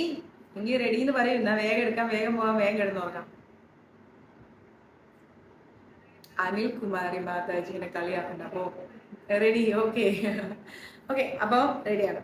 നമ്മള് കഴിഞ്ഞ ക്ലാസ്സിൽ ഹനുമൻ പുരാണത്തിൽ എന്താ പഠിച്ചത്? സീതാന്വേഷണോദ്യമം അല്ലെ? സീതയെ അന്വേഷിച്ചുകൊണ്ട്, സീതാദേവിയെ അന്വേഷിച്ചുകൊണ്ട് നമ്മുടെ ശ്രീരാമസ്വാമി ആരെയാണ് ഏൽപ്പിക്കുന്നത്? സുഗ്രീവനെയും ഹനുമാൻ സ്വാമിയെയും എല്ലാം ഏൽപ്പിച്ചു. അങ്ങനെ സീതാദേവിയെ അന്വേഷിച്ചുകൊണ്ട് അവരങ്ങനെ പോവാണ്. പോകുന്ന സമയത്ത് നമ്മുടെ സുഗ്രീവൻ കുറെ നേരം കിടന്നുറങ്ങിപ്പോയി. ലക്ഷ്മണ സ്വാമിക്ക് ദേഷ്യം വന്നു, ഹനുമാൻ സ്വാമി വന്നു. ആ പ്രശ്നത്തിൽ നിന്നൊക്കെ നമ്മുടെ സുഗ്രീവൻ പുറത്തു വന്നു. ജയ് ശ്രീ രാധേ രാധേ. അപ്പൊ ഇനി അടുത്തത് മായാവനത്തിൽ ഹനുമാൻ. ഇതാണ് നമ്മള് പഠിക്കാൻ പോകുന്നത്. മായാവനത്തിൽ ഹനുമാൻ. സുഗ്രീവൻ പറഞ്ഞതനുസരിച്ചിട്ട് 1 മാസക്കാലത്തിനുള്ളിൽ സീതാദേവിയെ കണ്ടുപിടിക്കണം എന്ന് പറയുന്ന ആ ഒരൊറ്റ ദൃഢനിശ്ചയത്തോടു കൂടി വാനരന്മാരങ്ങ് 4 ദിക്കിലേക്കും അന്വേഷിച്ചിറങ്ങുകയാണ്. ഒരു ഒറ്റ മാസത്തിനുള്ളിൽ നമ്മൾ സീതാദേവിയെ കണ്ടെത്തും. ആരാ പറഞ്ഞത് ഇത്? സുഗ്രീവൻ പറഞ്ഞു. ആരോട് പറഞ്ഞു? വാനരന്മാരോട് പറഞ്ഞു. വാനരന്മാരോട് പറഞ്ഞതിനനുസരിച്ച് വാനരന്മാരും സുഗ്രീവനും എല്ലാരും കൂടെ ആ കാടിന്റെ 4 ദിക്കിലേക്കും പോവാണ്. കാടും മലയും പർവ്വതങ്ങളും ഗുഹകളും രാക്ഷസന്മാര് താമസിക്കുന്ന സ്ഥലവും എല്ലായിടും അവരിങ്ങനെ സീതാദേവി അന്വേഷിക്കുകയാണ്. രാവും പകലും ഇല്ലാതെ എല്ലാ സ്ഥലങ്ങളിൽ അന്വേഷിച്ചിങ്ങനെ നടന്നിട്ടും സീതാദേവിയെ കണ്ടെത്താൻ മർക്കടന്മാർക്ക് സാധിച്ചില്ല. വാനരന്മാർക്ക് സാധിച്ചില്ല. അവരെല്ലാ സ്ഥലവും രാവും പകലും അന്വേഷിച്ചു. ഉത്തരദിക്കിലേക്കും പശ്ചിമ ഭാഗത്തേക്കും പൂർവ്വദിശയിലേക്കും ഒക്കെ സീതാദേവി അന്വേഷിച്ച് നടക്കുകയാണ്. അങ്ങനെ അന്വേഷിച്ച് പോയിട്ട് എവിടെയും കാണാതെ അവര് കിഷ്കിന്ധ്യയിലേക്ക് തിരിച്ചുപോയി. ദക്ഷിണ ഭാഗത്തേക്ക് പോയത് ആരാണ്? നമ്മുടെ ആഞ്ജനേയ സ്വാമി. മറ്റുള്ളവരും എങ്ങനെങ്കിലും ഒന്ന് സീതാദേവിയെ കണ്ടെത്തിയേ പറ്റൂ എന്ന ഉറച്ച തീരുമാനമായിട്ട് തിരിച്ചു വരാതെ അവരന്വേഷിക്കുകയാണ്. വിന്ധ്യാപർവ്വതം മുതൽ ദക്ഷിണ ഭാഗത്തുള്ള വഴികളിലൂടെയൊക്കെ പോയി ലങ്കയെ ലക്ഷ്യമാക്കി നമ്മുടെ ഹനുമാൻ സ്വാമിയും കൂട്ടരും യാത്ര തിരിച്ചു. വിന്ധ്യാപർവ്വതം മുതൽ ദക്ഷിണ ഭാഗത്തുള്ള വഴികൾ, പടിഞ്ഞാറ് ഭാഗത്തോട്ടുള്ള വഴികളെല്ലാം ലക്ഷ്യമാക്കി ലങ്കയിലേക്ക് പോയവർ കാട്ടിന്റെ നടുക്ക് വെച്ച് കണ്ട ഒരു രാവണനെ അവർ പിടികൂടി. രാക്ഷസനെ പിടികൂടി. രാവണനാണെന്ന് കരുതി. സാരമില്ല അമ്മേ, ഒരു കാടിന്റെ നടുക്ക് വെച്ച് ഒരു രാക്ഷസനെ കിട്ടി. അപ്പൊ അവര് കരുതി ഇത് രാവണനാണ്. ഓടി വന്ന് വാനരന്മാരെല്ലാരും കൂടെ ഈ രാക്ഷസനെ പിടിച്ചു വെച്ചു. ആ രാക്ഷസന്മാരെ എന്താ പറയാ, അങ്കദൻ ഗത കൊണ്ട് അടിച്ചങ്ങോട് കൊന്നുകളഞ്ഞു. ആ രാക്ഷസനെ ജീവനോടെ വിട്ടില്ല, കൊന്നുകളഞ്ഞു. മരിച്ചുപോയ രാക്ഷസന് ആരായിരുന്നു? മരീചിയുടെ മകനായിരുന്നു. Okay, super ഓമനക്കുട്ട. മരീചിയുടെ മകനായിരുന്നു. മാരീചന്റെ മകനായിരുന്നു. മരീചിയല്ല, മാരീചന്റെ മകനായിരുന്നു ആ മരിച്ചുപോയ രാക്ഷസൻ. യാത്ര ചെയ്ത് ക്ഷീണിച്ചു വന്ന നമ്മുടെ വാനരന്മാര് വിശന്ന് ദാഹിച്ച് അവശരായി നിൽക്കുകയാണ്. കുടിക്കാൻ കുറച്ച് നല്ല വെള്ളം കിട്ടിയെങ്കിൽ അവരങ്ങ് ആഗ്രഹിച്ചു പോയി വാനരന്മാർ. എവിടെയും വെള്ളമൊന്നും കിട്ടുന്നില്ല. നമ്മൾ അവരുടെ അവസ്ഥ മനസ്സിലാക്കണം. ഒരുപാട് കിലോമീറ്ററുകളാണ് ഈ വാനരന്മാർ ഇങ്ങനെ യാത്ര ചെയ്യുന്നത്. ഒരിത്തിരി വെള്ളം പോലും അവർക്ക് കിട്ടിയില്ല. വിശപ്പും ക്ഷീണവും കൊണ്ട് അവരങ്ങ് വല്ലാതെ തളർന്നപ്പോ നമ്മുടെ ഹനുമാൻ സ്വാമി വന്നിട്ട് നല്ല പ്രോത്സാഹനവും നല്ല വാക്കും സ്നേഹവും കരുതലും കൊടുത്ത് അവരോട് പറഞ്ഞു, നിങ്ങൾ ഇങ്ങനെയൊന്നും ആയാൻ പറ്റില്ല, നമുക്ക് നമ്മുടെ ശ്രീരാമസ്വാമിയുടെ കാര്യങ്ങൾ നിർവഹിച്ചു കൊടുക്കണം. പാവപ്പെട്ട ഒരു അമ്മയാണ് എവിടെയോ കുടുങ്ങി കിടക്കുന്നത്, നമ്മൾ കണ്ടെത്തണം, നിങ്ങൾ ഇങ്ങനെ ഇരിക്കരുത്, എഴുന്നേൽക്കൂ എന്നൊക്കെ പറഞ്ഞ് ചേർത്ത് പിടിച്ച് അവരെ അങ്ങോട്ടേക്ക് വീണ്ടും എഴുന്നേൽപ്പിച്ചു. അകലത്തിൽ കാണപ്പെട്ട ഒരു പൊന്തക്കാട്ടിൽ നിന്ന് പറന്നു വന്ന പക്ഷികളുടെ ചിറകുകളിൽ നിന്ന് ജലകണികകൾ ഇറ്റുവീണ് വാനരന്മാര് കണ്ടു. അവര് നോക്കുമ്പോ ദൂരേന്ന് കുറച്ച് പക്ഷികൾ ഇങ്ങനെ പറന്നു വരും. ആ പക്ഷികൾ പൊതുവെ വെള്ളത്തിൽ ഇറങ്ങിക്കഴിഞ്ഞാൽ അവരെ ചിറകിട്ടിട്ടൊന്ന് കുളിക്കും. ആ പക്ഷികളുടെ എന്താണ്, ചിറകിൽ നിന്ന് കുറച്ച് വെള്ളം വീഴുന്നുണ്ട്. വാനരന്മാര് നോക്കിയപ്പോ ആ ഭാഗത്ത് എവിടെയോ ശുദ്ധജലമുണ്ടെന്ന് അവർക്ക് മനസ്സിലായി. ആഞ്ജനേയന്റെ കൂടെ അവർ വേഗം ശുദ്ധജലം അന്വേഷിച്ചു പോയി. പൊന്തക്കാടിനടുത്തെത്തിയപ്പം ആഞ്ജനേയനും വാനരന്മാരും കൂടെ അതിന്റെ നടുക്ക് ഒരു വലിയ ഗുഹ കണ്ടു. വെള്ളം അന്വേഷിച്ചു പോയതാ അവർ. ധൈര്യത്തോടുകൂടി നമ്മുടെ ആഞ്ജനേയ സ്വാമി ആ ഗുഹയ്ക്കുള്ളിലേക്ക് അങ്ങ് കയറി. ബാക്കി വാനരന്മാരും നമ്മുടെ ആഞ്ജനേയ സ്വാമിയുടെ പിന്നാലെ പോയി. ഗുഹയിൽ കൂടി യാത്ര ചെയ്ത വാനരന്മാര് ഭയങ്കരം കുറ്റാക്കൂരി ഇരുട്ട് കണ്ട് വിഷമിച്ചു. ഗുഹയിലൂടെ അവരങ്ങനെ കയറി പോവാണ്. പക്ഷെ ഭയങ്കര ഇരുട്ട്. അത് കണ്ട് അവരങ്ങ് വല്ലാതെ വിഷമിച്ചു. അയ്യോ, ഇനി വഴി കണ്ടുപിടിക്കാൻ എന്ത് ചെയ്യും എന്നായി ഈ വാനരന്മാരുടെ ചിന്ത. ധൈര്യശാലിയായിരിക്കും നമ്മുടെ ആഞ്ജനേയ സ്വാമി എന്ത് ചെയ്തു? തന്റെ അനുയായികളോട് പറഞ്ഞു, അദ്ദേഹത്തെ അനുഗമിക്കുന്ന വാനരന്മാരോട് പറഞ്ഞു, നിങ്ങൾ എന്തിനാ പേടിക്കുന്നത്? നിങ്ങൾ എന്റെ മുമ്പിൽ നടക്കൂ, ഞാൻ പിന്നെ ഇല്ലേ, പിന്നിൽ ഞാനുണ്ട്, നടന്നോളൂ മുന്നോട്ട് എന്നാണ് ആഞ്ജനേയ സ്വാമി പറഞ്ഞു. വളവും തിരിവും കയറ്റവും ഇറക്കവും ഒക്കെ കഴിഞ്ഞ് ഈ ആഞ്ജനേയ സ്വാമിയും കൂട്ടരും ഒരു വെളിച്ചമുള്ളൊരു സ്ഥലത്ത്, കുറച്ച് നല്ല ചെറിയ വെളിച്ചമുള്ളൊരു സ്ഥലത്ത്, അതുവരെ പുരാപുരിട്ടായിരുന്നു. ആ സ്ഥലം എന്ന് പറഞ്ഞു കഴിഞ്ഞാൽ നല്ല ഭംഗിയുള്ള ഒരു സ്ഥലം. നല്ല പക്ഷികളും മൃഗങ്ങളും എന്താ പറയാ പൂക്കളും പൂമ്പാറ്റകളും ഒക്കെ ആയിട്ട് നല്ല ഒരു സ്ഥലം. മനുഷ്യവാസമില്ലാത്ത ആ സ്ഥലം പാതാളമായിരിക്കാനാണ് ചാൻസ്. വാനരന്മാരും ആഞ്ജനേയ സ്വാമിയും ചിന്തിച്ചു, ഇവിടെ മനുഷ്യന്മാരാരുമില്ല, അപ്പൊ ഇത് പാതാളം തന്നെ. സ്വർണം കൊണ്ടുണ്ടാക്കിയ ഒരു എന്താ പറയാ ആ ഒരു ഭംഗിയുള്ള കൊട്ടാരം പോലെയുള്ള ഒരു സ്ഥലവും നല്ല ഫലങ്ങളൊക്കെ കിട്ടുന്ന വനങ്ങളും എല്ലാം കൂടി കണ്ണിന് അങ്ങനെ ആനന്ദം കൊള്ളിക്കുന്ന രീതിയിലുള്ള നമ്മുടെ പൂന്തോട്ടങ്ങളും എല്ലാം കണ്ടു കഴിഞ്ഞപ്പോ നമ്മുടെ വാനരന്മാരങ്ങോട്ടേക്ക് ഭയങ്കര ഹാപ്പിയായി. ഇവിടെ അങ്ങ് ഭയങ്കര സന്തോഷവും സമാധാനവും ഉള്ളൊരു സ്ഥലമാണല്ലോ. പഴുത്തിരിക്കുന്ന കുറെ ഫ്രൂട്ട്സ് ഉണ്ട്, തെളിഞ്ഞ നല്ല തടാകമുണ്ട്. ഒരു തുള്ളി വെള്ളത്തിനാണ് ഇവർ വന്നത്, പക്ഷെ നല്ല തെളിഞ്ഞിരിക്കുന്ന തടാകമുണ്ട്. ഇതെല്ലാം കണ്ടപ്പോ നമ്മുടെ വാനരന്മാരങ്ങ് ഭയങ്കര എക്സൈറ്റഡ് ആയിട്ട് ഇരിക്കുകയാണ്. അവരുടെ ഇഷ്ടപ്പെട്ട കുറെ ഫ്രൂട്ട്സ് കണ്ടപ്പോ അവരുടെ സന്തോഷത്തിന് അതിരില്ല എന്നാ പറയുന്നത്. ക്ഷമയില്ല വാനരന്മാർക്ക്. ഇതെല്ലാം കൂടി കണ്ടപ്പോ അവര് പിന്നെ ഒന്നും നോക്കിയില്ല, ചാടിയൊന്നും എല്ലാ മരത്തിലും കയറി. ഉദ്യമത്തിൽ നിന്ന് ഇവരെന്തായി കാണിക്കുന്നത്? സീതാദേവി അന്വേഷിച്ചു വന്നിട്ട് ഏതോ ഒരു സ്ഥലത്തെത്തിയപ്പം കുറെ ഫ്രൂട്ട്സ് കണ്ടപ്പോ അതിന്റെ പിന്നാലെ പോകുന്നു. വളരെ മോശം. ആഞ്ജനേയ സ്വാമി എന്ത് ചെയ്തു? ഓടിച്ചെന്ന് അവരെ എല്ലാം കൂടെ പിടിച്ച് താഴെയിട്ട്, നിങ്ങൾ എന്താ ഈ കാണിക്കുന്നത്? നമ്മൾ എന്തിനാ പറഞ്ഞത്? നിങ്ങൾ എന്താ ചെയ്യുന്നത്? വാ അങ്ങോട്ടേക്ക് എന്ന് പറഞ്ഞുകൊണ്ട് ഹനുമാൻ സ്വാമി എല്ലാവരെയും പിടിച്ച് പുറത്തേക്ക് കൊണ്ടുവന്നു. ഹനുമാൻ സ്വാമി പറഞ്ഞു, അരുത്, അവിവേകം കാണിക്കരുത്. ഇത്രയും നേരം വിശപ്പും ദാഹവും സഹിച്ച നിങ്ങൾക്ക് അല്പസമയം കൂടി ക്ഷമിച്ചു നിന്നൂടെ? സകല സൗകര്യങ്ങളുമുള്ള ഈ സ്ഥലം സാധാരണക്കാരുടേതായിരിക്കാൻ സാധ്യമല്ല എന്ന് നിങ്ങൾക്ക് ചിന്തിച്ചൂടെ? പാവനമായിരിക്കുന്ന ഈ പരിസരവും കമനീയമായിരിക്കുന്ന ഈ മണിമാളികയും ദേവനിർമ്മിതങ്ങളാണോ എന്ന് എനിക്ക് സംശയമുണ്ട്. ഈ പുണ്യ സങ്കേതത്തിന്റെ അവകാശി ആരാണെന്നറിയാതെ ഇവിടുത്തെ വസ്തുവകകളെല്ലാം ചൂഷണം ചെയ്ത് കഴിക്കുമ്പോൾ അത് തെറ്റല്ലേ? ക്ഷമിച്ചു നിൽക്കൂ. വിശപ്പും ദാഹവും കൊണ്ട് വലയുന്ന നമ്മെ സർവേശ്വരൻ ഒരിക്കലും സഹായിക്കാതിരിക്കില്ല. അതുകൊണ്ട് ആരും ധൃതി വെക്കരുത് എന്ന് നമ്മുടെ ഹനുമാൻ സ്വാമി പറഞ്ഞു.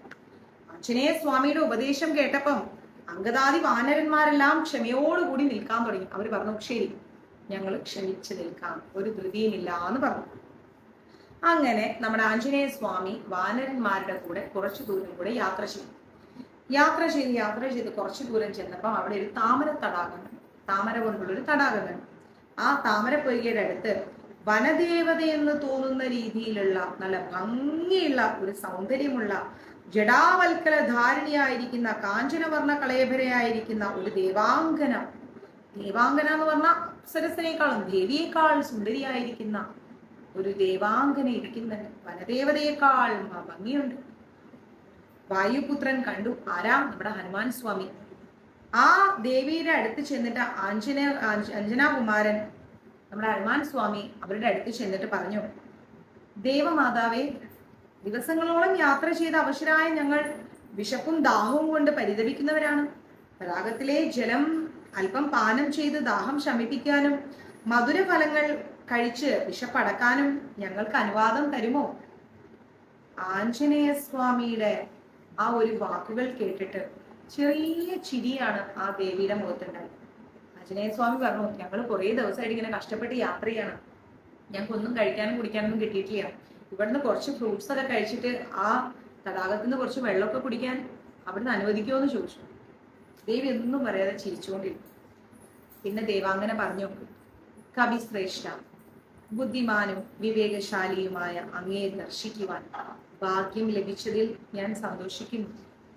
പ്രാകൃതമായിരിക്കുന്ന വാനര സ്വഭാവം പ്രകടിപ്പിച്ച് തടാകവും ഫലവർഗങ്ങളും നശിപ്പിക്കാതെ വാനര വൃന്ദത്തെയെല്ലാം നിയന്ത്രിച്ചുകൊണ്ട് എന്നോട് അനുവാദം തേടുന്ന നിങ്ങളുടെ സ്വഭാവത്തിൽ ഞാൻ അഭിമാനിക്കുന്നുണ്ട്. ഉത്തമരായിരിക്കുന്ന നിങ്ങൾ ആവശ്യാനുസരണം ഭക്ഷണപാനീയങ്ങളെല്ലാം അനുഭവിച്ച് സംതൃപ്തരാകുന്നതിന് ഞാൻ അനുവാദം നൽകിയിരിക്കുന്നു എന്ന് പറഞ്ഞു. എന്താ ദേവി പറഞ്ഞത്? കവിശ്രേഷ്ഠ, അതായത് കവി എന്ന് പറഞ്ഞാൽ വാനരൻ. കവിശ്രേഷ്ഠ, നിങ്ങള് നിൽക്കാൻ പറയണം. കവിശ്രേഷ്ഠ, നിങ്ങള് വളരെയധികം ഡിസിപ്ലിനോട് കൂടിയാണ് ഈ പൂന്തോട്ടത്തിൽ കയറി. അതുകൊണ്ട് നിങ്ങൾ ആവോളം ഭക്ഷണമൊക്കെ കഴിച്ചോളൂ. നിങ്ങൾ ഒറ്റയടിക്ക് സാധാരണ വാനരന്മാരെന്ന് പറഞ്ഞു കഴിഞ്ഞാൽ ചാടി കയറി അങ്ങോട്ടെല്ലാം ചെയ്യും അല്ലെ?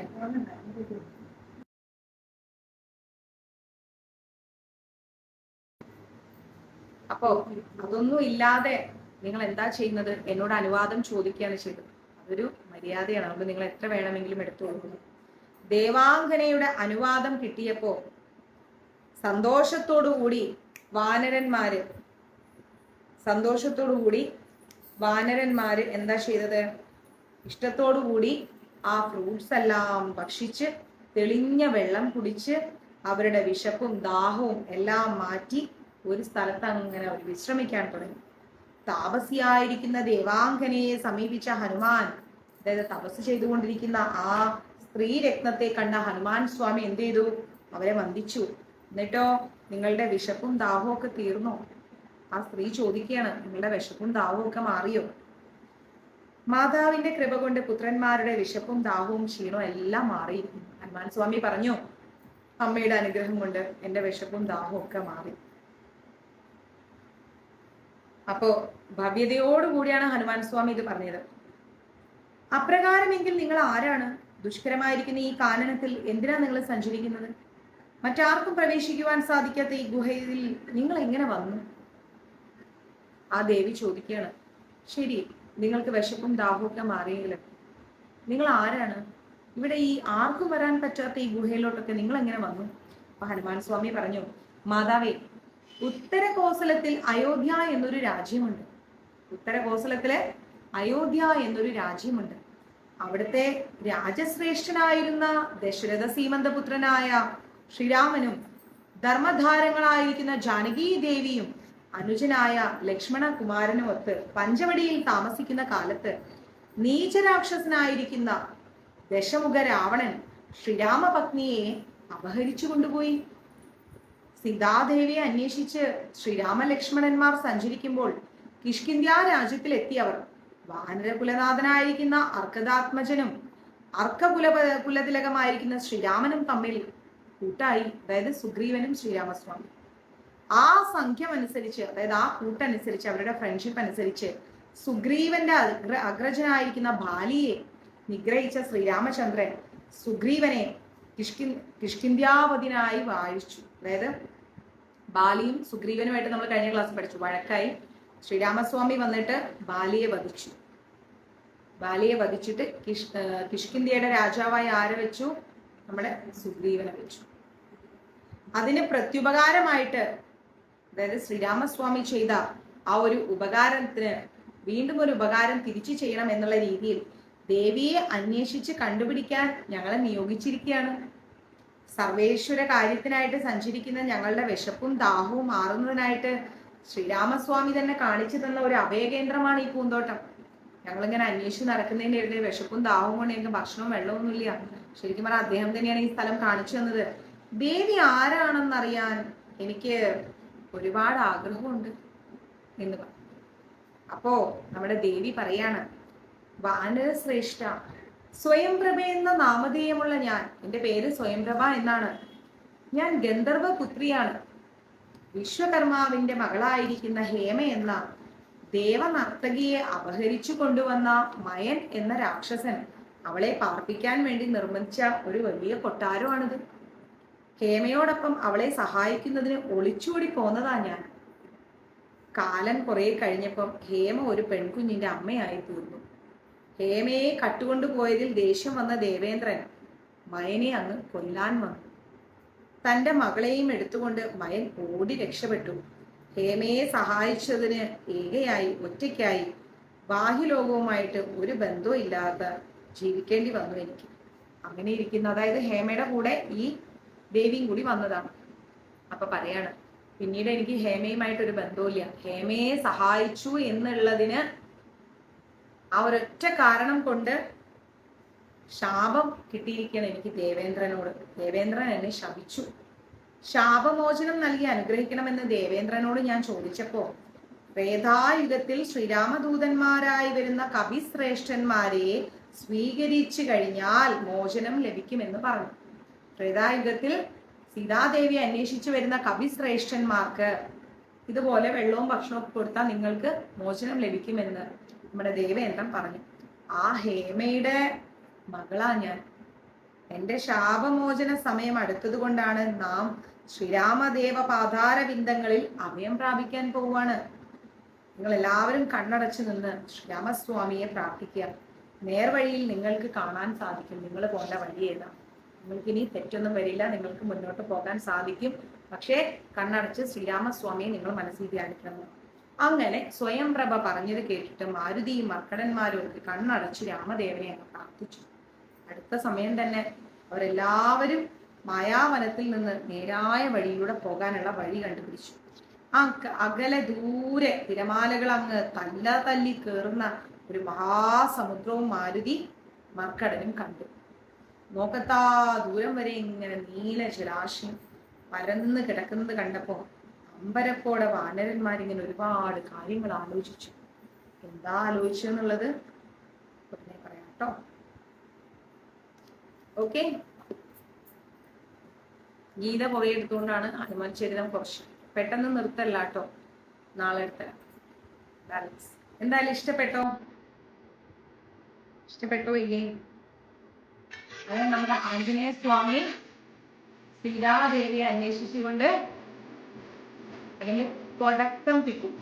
എല്ലാ കടലും നോക്കട്ടാ ദൂരത്ത് കടലാണ്. ആഞ്ജനേയ സ്വാമിയെ മക്കളന്മാരിൽ ശ്രദ്ധയിൽ അത് പറ്റും.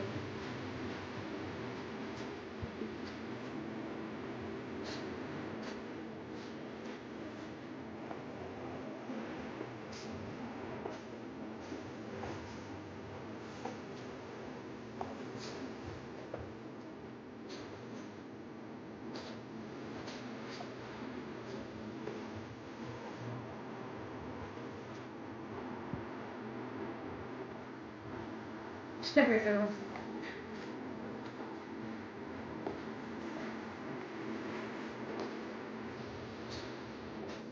എനിക്ക് ചെയ്യാനുണ്ടോ?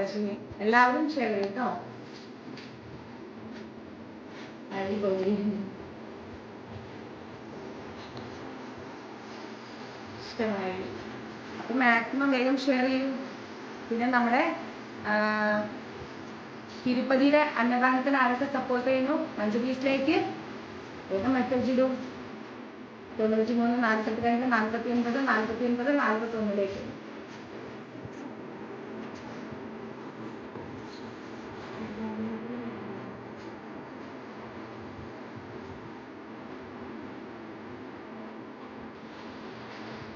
Super class. അത് കേൾക്കാനാണ് രസം, ഒരുപാട് ഇഷ്ടം.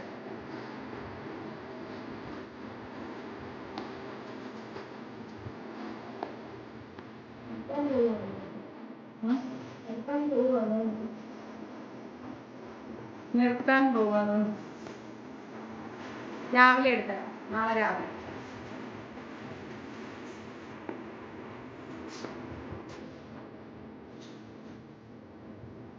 ഇല്ലല്ല, കോഴിക്കോട് നാളെ ചെന്നൈക്ക്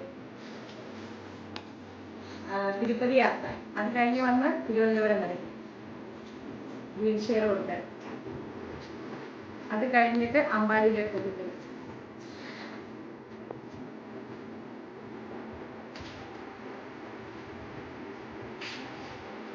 നല്ല ക്ലാസ് ആയിട്ട് അതുപോലെ കാണുന്നത്.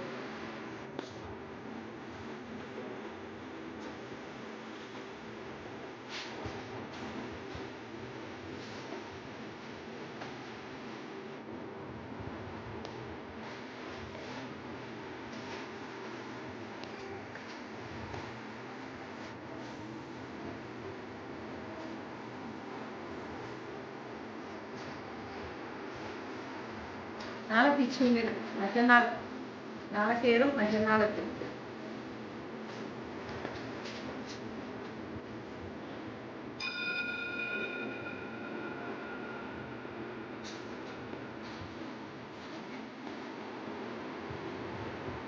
പത്മനാഭസ്വാമി ക്ഷേത്രത്തില് 5-6 ആ ഡേറ്റിന്.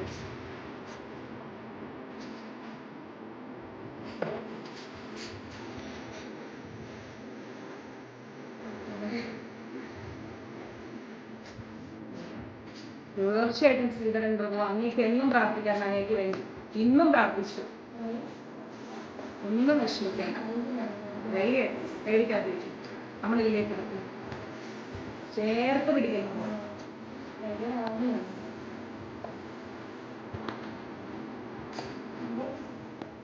സത്യം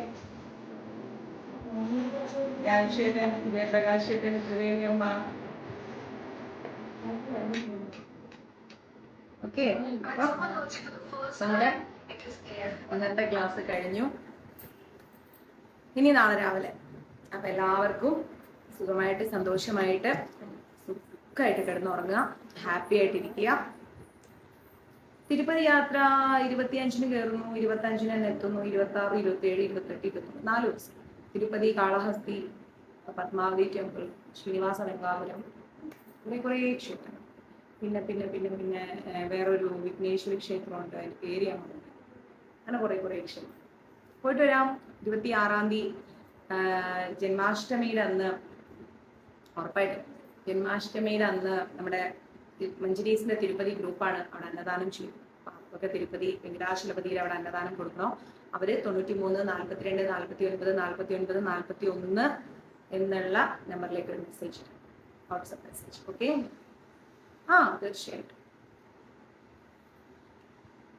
തീർച്ചയായിട്ടും ശ്രീകണ്ഠൻ ഉറപ്പായിട്ടും തിരുവനന്തപുരത്തുള്ളവർക്ക് ആർക്കാണെങ്കിലും മഞ്ജുരീസിലുള്ളവർക്ക് വരാം. നമുക്ക് അവിടെ വീൽ ചെയർ കൊടുക്കണം. ഞാൻ കൃത്യമായിട്ട് ഡേറ്റ് പറയാം. പോയിട്ട് വരട്ടെ, ഇതിനെ പോയിട്ട് വരട്ടെ, നമ്മുടെ തിരുപ്പതി പോയി വരട്ടെ. ത്രിവേണിയമ്മ വന്നില്ലല്ലോ. അടുത്ത യാത്ര നമ്മുടെ വൃന്ദാവന യാത്ര. നമ്മൾ വൃന്ദാവനം ജഗന്നാഥ് പുരി ആയിട്ടാണ് പോകുന്നത്. രണ്ടും കൂടി കണക്ട് ചെയ്താണ്. ഒരു ടിക്കറ്റിന് നമുക്ക് ലാഭം ഉണ്ടാവും. നിങ്ങൾ ജഗന്നാഥ് പുരിക്ക് ഒരു ഫണ്ട്, തിരുപ്പതിക്ക് ഒരു ഫണ്ട്, അങ്ങനെ വേണ്ടല്ലോ. അറ്റൻഡ് ചെയ്യും, അങ്ങനെ വേണ്ടല്ലോ. Govindaraj temple, yes. അപ്പം ഞാൻ പോട്ടെ എന്നാ. എല്ലാവരും ഹാപ്പി ആയിട്ട് സമാധാനമായിട്ട് സ്വസ്ഥമായിട്ട് കിടന്നുറങ്ങുക. ആരും ഒന്നിനും വിഷമിക്കരുത്. എപ്പോഴും ഹാപ്പി ആയിരിക്കാം. ഭഗവാനെ സ്മരിച്ചുകൊണ്ട് കിടന്നുറങ്ങുക. സങ്കടങ്ങളെല്ലാം സന്തോഷമാവട്ടെ. എപ്പോഴും എൻ്റെ ഹൃദയത്തിലുണ്ട് മഞ്ജരീസ്, എന്നും മഞ്ജരീസിനുണ്ട്. Okay, thank you Lathamma. അടുത്ത പോക്കിന് നമുക്ക് പോകാം. രാജേഷ് ഉണ്ടെങ്കിൽ പിന്നെ എനിക്കൊന്നും അറിയാം. സ്വസ്ഥമായിട്ട് എവിടെയെങ്കിലും ഇരിക്കാം. രാജേഷ് എല്ലാം ഒന്ന് അറേഞ്ച് ചെയ്തോളൂ. രാജേഷ് ശ്രുതിയുടെ അച്ഛനാണ്. നോക്കാം, നമുക്കെല്ലാം ഭഗവാനില്ലേ, നമ്മളെല്ലാവരും ഒന്ന് തന്നെ. പ്രസന്ന മാതാജി ഞങ്ങളെ കാളഹസ്തിയിൽ കൊണ്ടൊരു സത്യം. നമുക്ക് അടുത്ത പ്രാവശ്യം പോകാം കാളഹസ്തി, കേട്ടോ. ഹരേ കൃഷ്ണ, സർവം കൃഷ്ണാർപ്പണമസ്തു. പ്രഭുപാദ് കി ജയ്, ഗുരു മഹാരാജ് കി ജയ്, രാധാ പബ്ലിക് കി ജയ്. ഉറപ്പായിട്ട് നാളെ രാജേഷ് വിളിച്ചിരിക്കും, ഒരു സംശയമില്ല, വിളിച്ചിരിക്കും. ഓക്കെ.